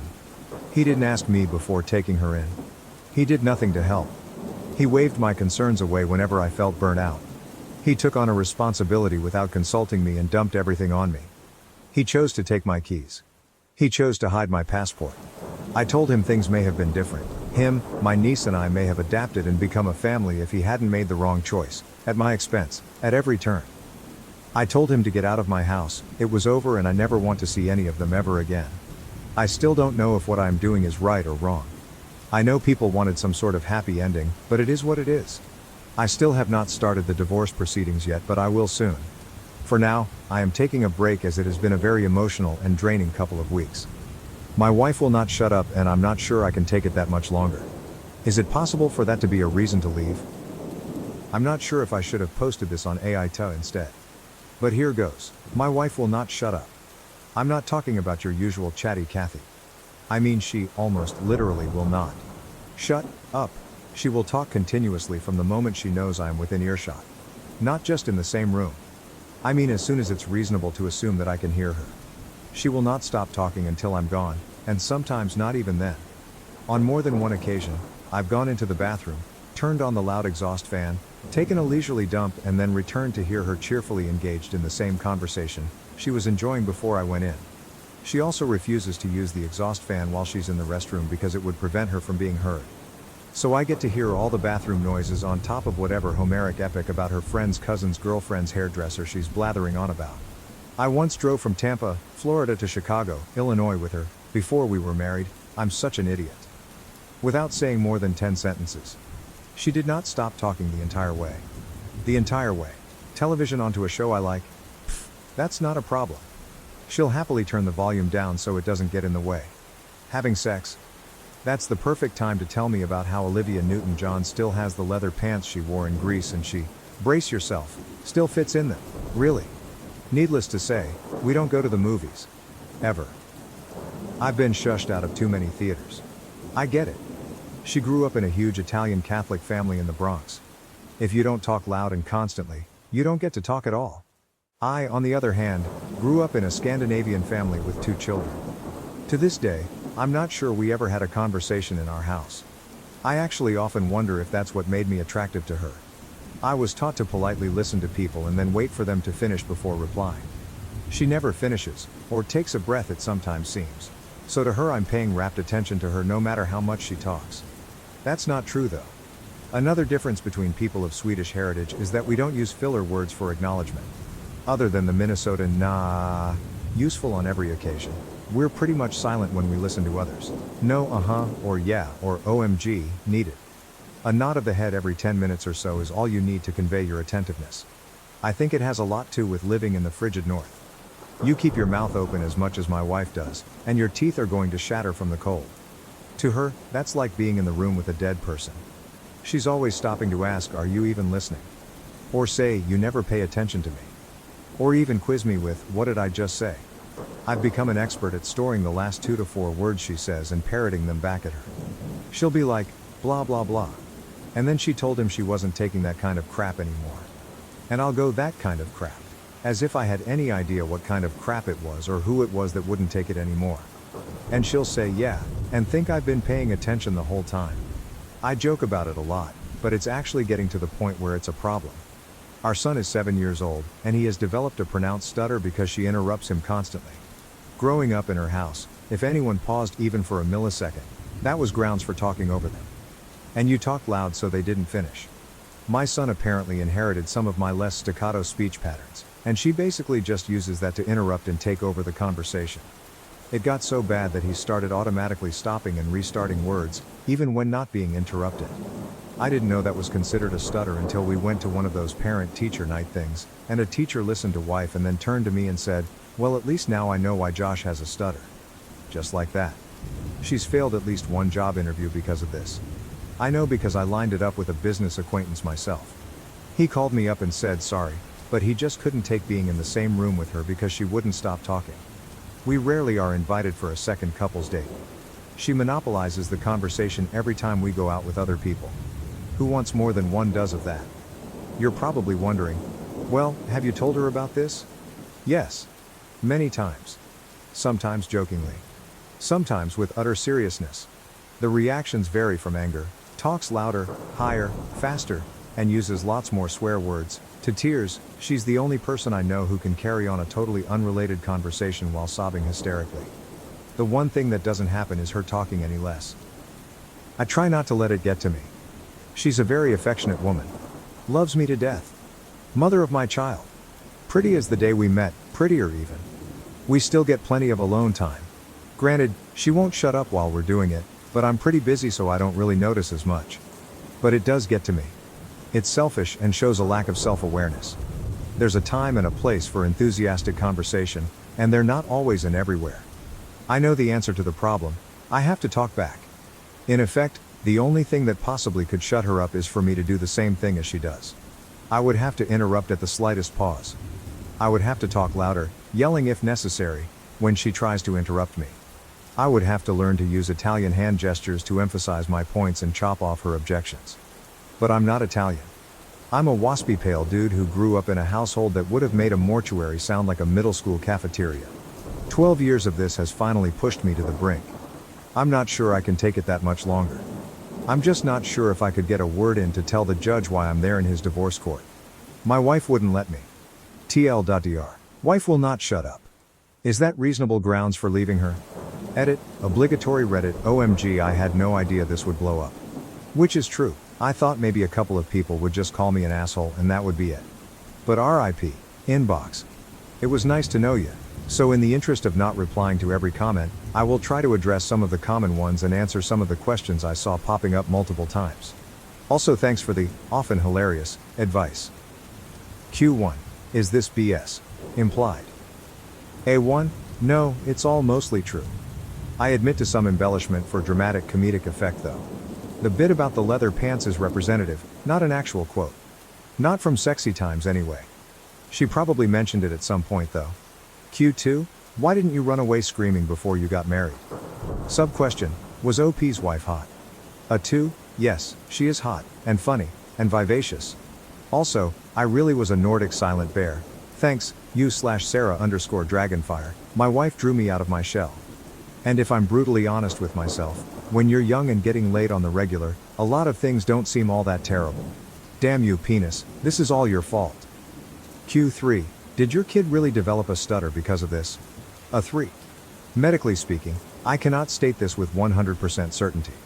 The cause was never formally diagnosed. However, I watched it happen firsthand. I'm not a qualified speech therapist, but I think it was a reasonable conclusion to draw based on the observations I made. I'd welcome a dissenting opinion from an actual professional though, if only to salve my conscience. Which leads to, Q4.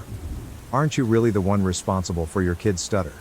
After all, you did nothing to stop it. A4, guilty. And I feel utterly like shit about it all the time. For the record, I did bring it up lots of times, even to the point of getting into arguments about it and speaking harshly to my wife when she interrupted my son. But I think by the time I realized it was happening, most of the damage was done. And anything I could do was more expressing my anger about it than actually making an effective change. All the rest of this weirdly long post is just ranting. If there's an actual justification for leaving, this is it, and I'm deathly afraid that she'll get full custody and just make it worse or even irreparable. Q5. Is it because she's, pick one, OCD, insecure, autistic, mentally ill? A5. I don't think so, although I've always sensed an overwhelming need for attention. I see it in her family dynamic, in that all of her many siblings were in constant competition for their parents' attention and affection. Q6. Have you tried counseling? A6. No, probably should have, but I know her well enough that even mentioning it would shatter her. It's bizarre that I can't bring myself to do a lot of things people have suggested, and believe me, I've probably thought of all of them, because they just seem too cruel to me. And yet, I'm seriously considering divorce. I realize the contradiction there. I'm divorcing my husband due to his autism impacting our life. How can I end things respectfully while considering his feelings and needs? When I first met my husband, who is now 30 years old, I knew he had autism. We met at university and it never seemed to be a problem at the time. He was what you would describe as quirky, but we fell in love and eventually got married. For a while, everything seemed to be going well despite his autism. Over time, however, he developed some sensory issues, which meant that I had to take on the majority of the housework. I didn't really mind initially because I was pursuing my MA while he went to work. However, as time passed, his autism became more noticeable and began to affect our daily lives in more significant ways. At first, I couldn't have my girlfriends over without giving him a week's notice, and eventually, it became completely off the table. I accepted that he didn't like other people entering our space, so we had our hangouts at my friends' places instead.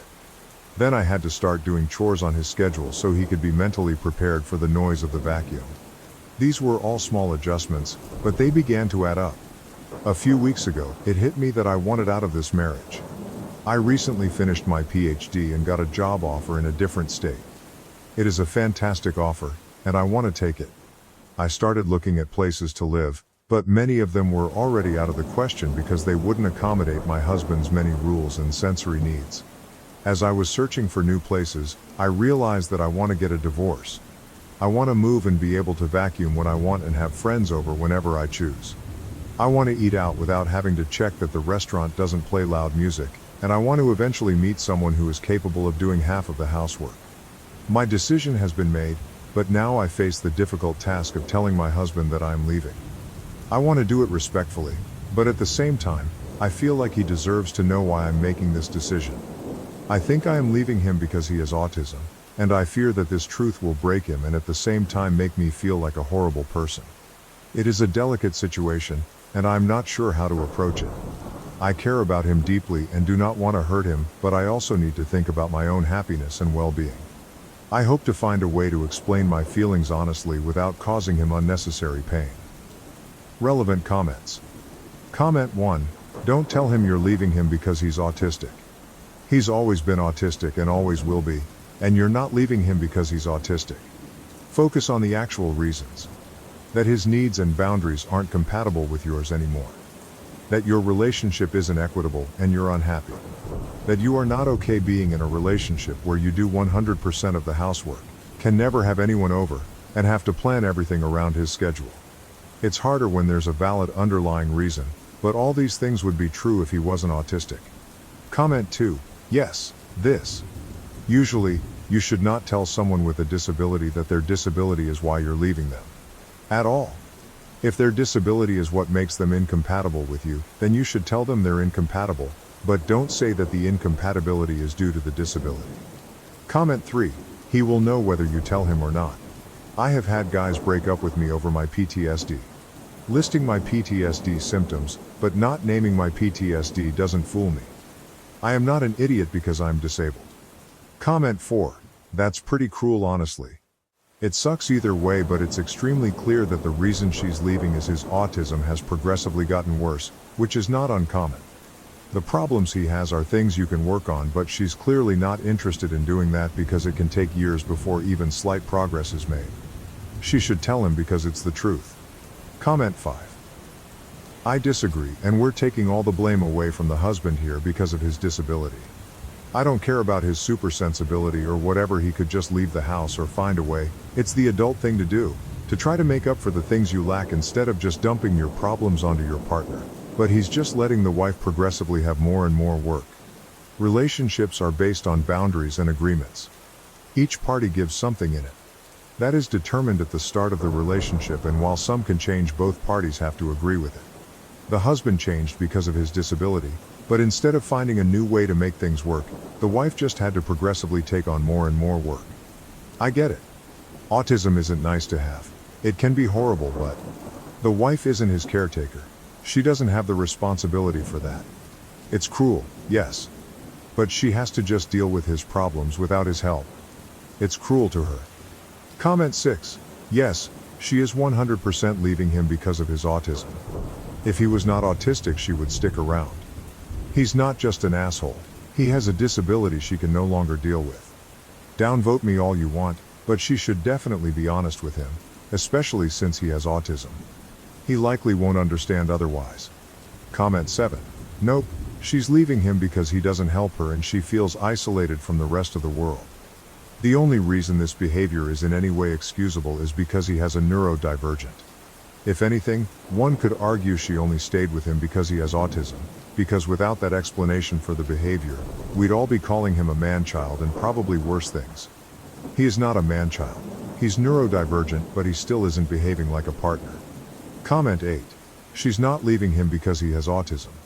She's leaving him because she can no longer live with some of the specific things caused by his autism. There's a huge difference. People with autism have their own individual struggles and concerns, and the levels of intensity vary vastly as well. If he were struggling with things that weren't causing such a disruption in her day-to-day life, she may not leave him. That's an important distinction. Comment 9. You're not leaving him because he's autistic. You're leaving him because he is unwilling to compromise. Take it from a married autistic man, marriage is still just as much a give and take as it is for neurotypicals.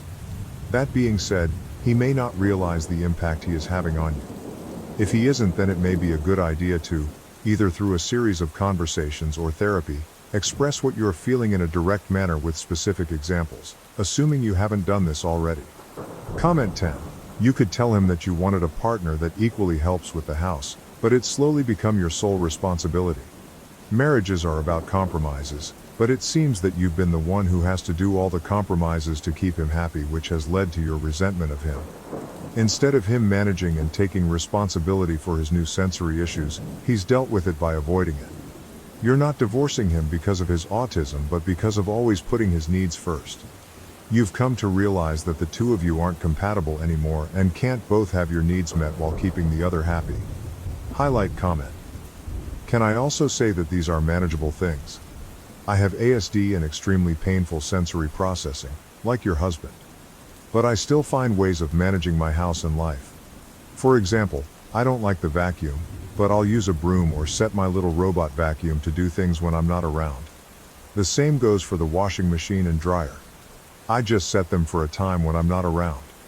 I also have ear defenders, like concert plugs and noise-canceling headphones, that help me get through chaotic environments. I'll tend to pack away and do the dishes myself because I know I won't clang them, which would normally set off a migraine. I use gloves for nasty textures and have a predictable routine that helps with flexibility around unpredictable things. Also, when having your girlfriends over, does he not have a quiet space in his own home where he can go off and recharge? That's really necessary in general for sensory management. It would feel like chronic torture otherwise. It's not the ASD that's the reason. It's his approach to managing it and the way he's shifting the responsibility onto you. Has he ever gone to therapy or seen an occupational therapist for help on how to navigate adult life? Medication and therapy for both the physical and emotional pain changed my life. Maybe they can help him too? It is kind of disappointing that your reasoning behind this is because he has autism. And you don't want to make an effort to understand your partner's lifelong struggles or try to approach a workable solution. These are things that can be changed, somewhat easily too compared to other issues, and help him for the better. There are so many workable solutions that it is kind of frustrating. What I'd be more upset about is that he isn't trying to contribute to the maintenance of the house and relationship, which is not an autism thing. It's just male entitlement. Just don't blame him for something he can't change. He cannot change that he is autistic. He can change the way he manages it and be fair in supporting you. Be very, very clear with that distinction when you talk to him. Update. It's been 3 days since I posted about wanting to leave my husband because his autism has made it impossible for me to live a normal life. Some of you suggested that he may be using his autism to get out of doing housework, and I'm afraid you were not wrong. Yesterday, I sat him down and explained that the situation had reached a point where I am no longer happy, and I haven't been for a while. I told him that I no longer love him and that there is zero attraction left. However, I still care for him, and I assured him that I was willing to continue paying my share of the rent. We split everything 50/50 for 3 more months after I move out so that he has enough time to find a place that suits his needs. He did not take the news well at all. First, he begged me to reconsider, but I stood firm in my decision. Then he accused me of being ableist for leaving him because of his autism. After the tactic didn't work, he admitted that he had simply become too comfortable with me doing everything around the house and that he was now willing to go to therapy with me. Despite his willingness to make changes, I told him that my decision was final. I have already accepted the job offer and will be contacting a divorce lawyer next week. I also informed him that, while I still won't have people over out of respect for him, he will have to start doing his own chores from now on. Just a side note to everyone who assumed that he financed me. University is free here, and you get paid to do your PhD. I teach classes and do field work, so I have been financially independent throughout our relationship. Anyway, that's all for now. I'm excited for the future and am looking forward to being able to have friends over again without any restrictions. Thank you all for your support and advice during this difficult time. Relevant comments. One commenter shared, "My girlfriend and I both have chronic conditions, and she is autistic. I can just manage a day's work, and she can just manage a bit of housework each day. We both put in every ounce of energy we have to make life as best we can as a couple, and her autism doesn't stop that." Another commenter replied, "Well done to you two. It sounds like you're both giving it your all." A different commenter expressed surprise at OP's generosity. "I'm honestly surprised you're going to pay for half of his rent for 3 months. You should get your stuff, leave and only contact him through a lawyer. He's no longer your responsibility." Someone else replied, "OP, you're a really, really good person. I really hated the nasty comments some people left. Everyone was on their high horses, but I'm sure no one would put up with the nonsense you did. You get one shot to be happy in life, and you would have been miserable if you didn't make this change. Could you imagine if you wanted kids? You'd either have them with this guy or be forced to forego it to care for your spouse forever. Never let anyone think you did anything other than the exact right thing here. You're going above and beyond for him.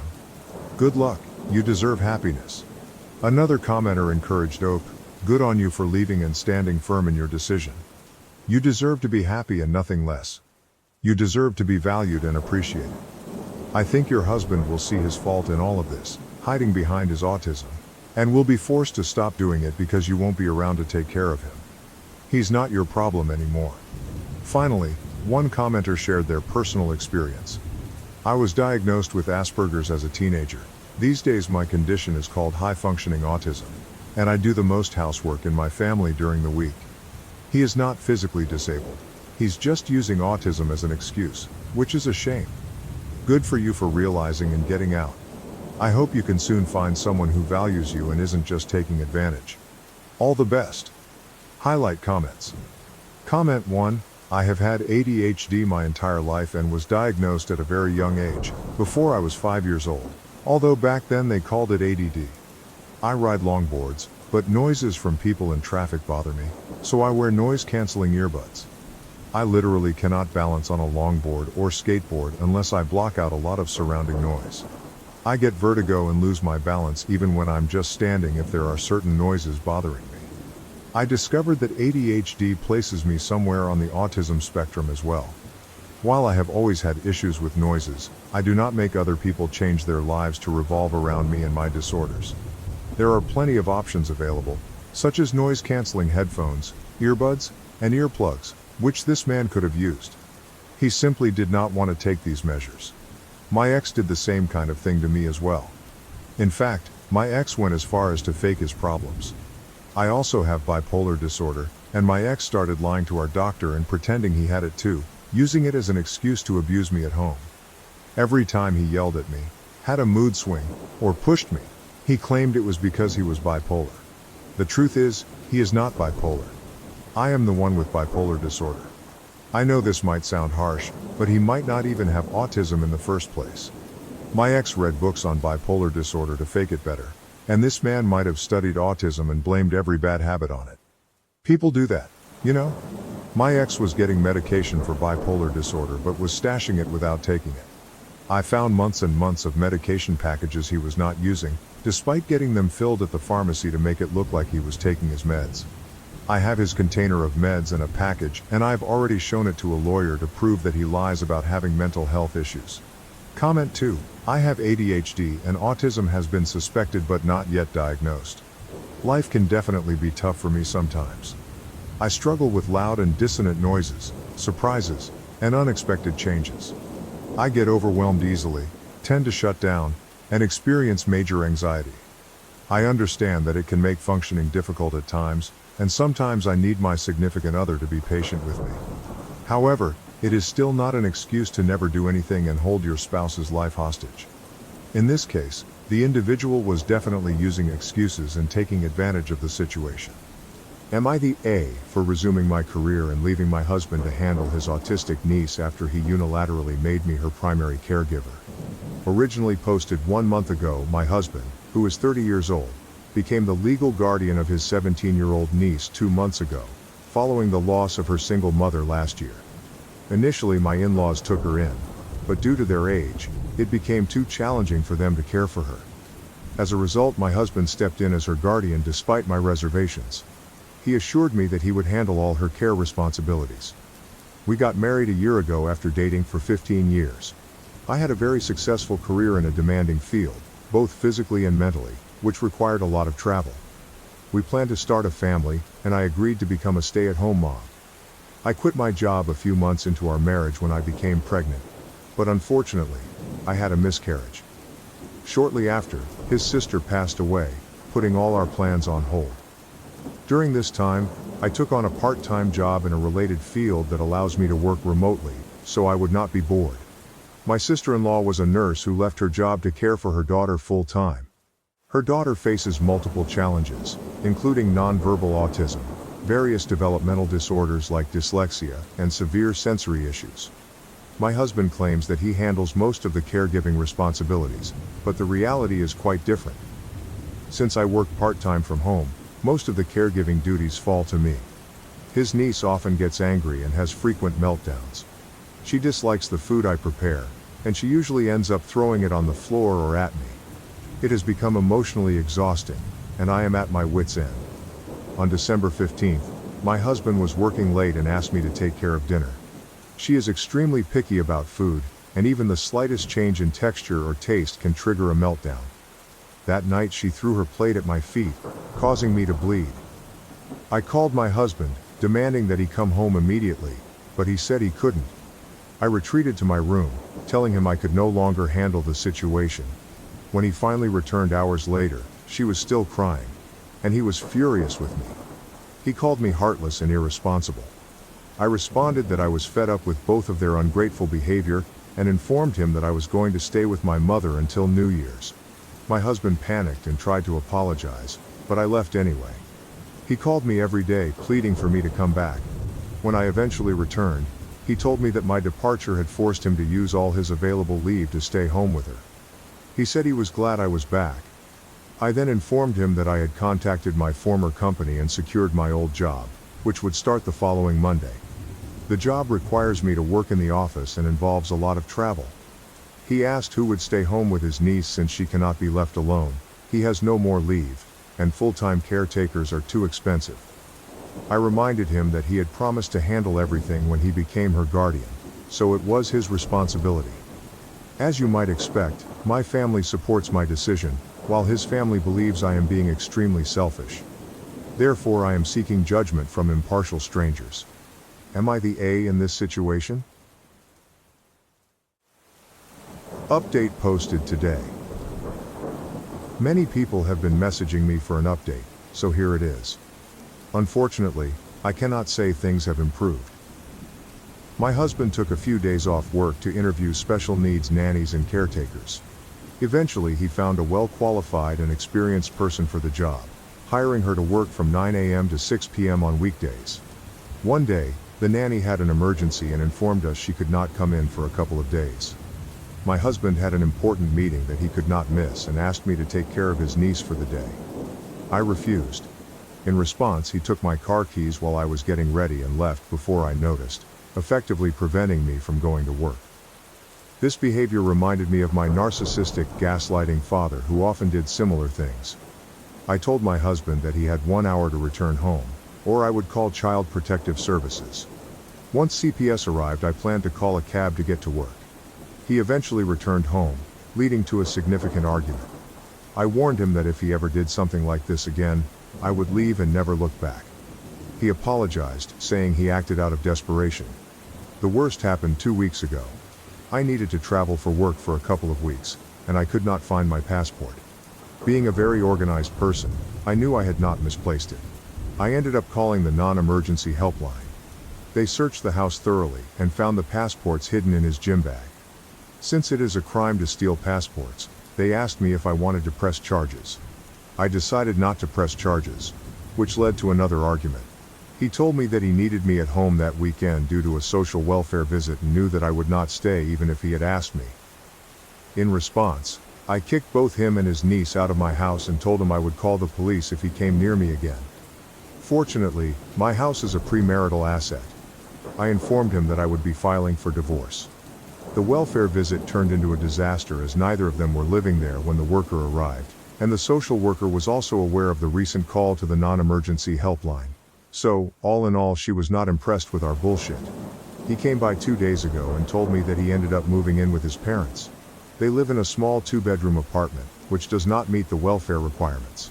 He asked me for another chance and if I would consider letting him and his niece stay until they figure things out. Otherwise, she would have to go into state care. He explained that he cannot afford rent and a carer and begged for my help. I told him that I could never forgive him for what he did. He knew about my past with my father, yet he still went ahead and did it. He suggested that they could move back in, and that we could work on our issues through couples counseling. I told him that I could never trust him again and that our relationship was over. He then asked if I would give him another chance if his parents took in the niece or if he relinquished her care to the state. At that point, months' worth of anger burst out. I told him that the problem between us was not his niece, but actually him. He did not ask me before taking her in and did nothing to help. He dismissed my concerns whenever I felt burnt out. He took on a responsibility without consulting me and then dumped it all on me. He chose to take my keys and hide my passport. I told him things could have been different. He, his niece, and I might have adapted and become a family if he had not made the wrong choices at every turn, at my expense. I told him to get out of my house, that it was over, and that I never want to see any of them ever again. I still do not know if what I am doing is right or wrong. I know people wanted some sort of happy ending, but it is what it is. I have not started the divorce proceedings yet, but I will soon. For now, I am taking a break as it has been a very emotional and draining couple of weeks. Relevant comment. One commenter shared that she has 2 children of her own, and is a single mother. Her parents also have 2 small adopted children, who are closely related to their family, and have been with them most of their lives. When she began dating her current boyfriend, she made it clear from the beginning that she essentially has 4 children. She explained that if something were to happen to her parents, she would take custody of her siblings. She had helped raise these kids since birth, acting as a third parent alongside her mom, taking on many parental responsibilities. This was non-negotiable for her, and she discussed it with her boyfriend before they got serious. She gave him time to consider if he was prepared to take on the responsibility of 4 children. This is how adults handle such situations. They discuss and ensure both parties are on the same page rather than assuming responsibilities and dumping them on their partner without warning. Reply to the comment. Exactly. You took the time to communicate it, and he knew before getting involved with you. You did not just dump the kids on him and expect him to deal with it. Commenter response. And if he had not been okay with it, we would have figured out the best plan.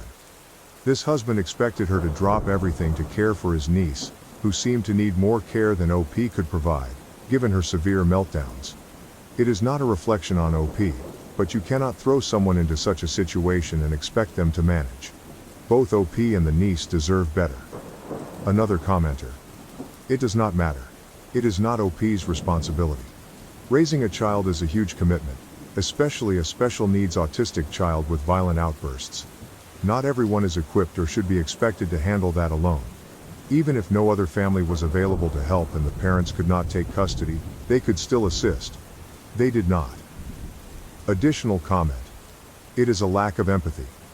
They recognize that family members may have valid reasons for not taking in a special needs child who will need lifelong care.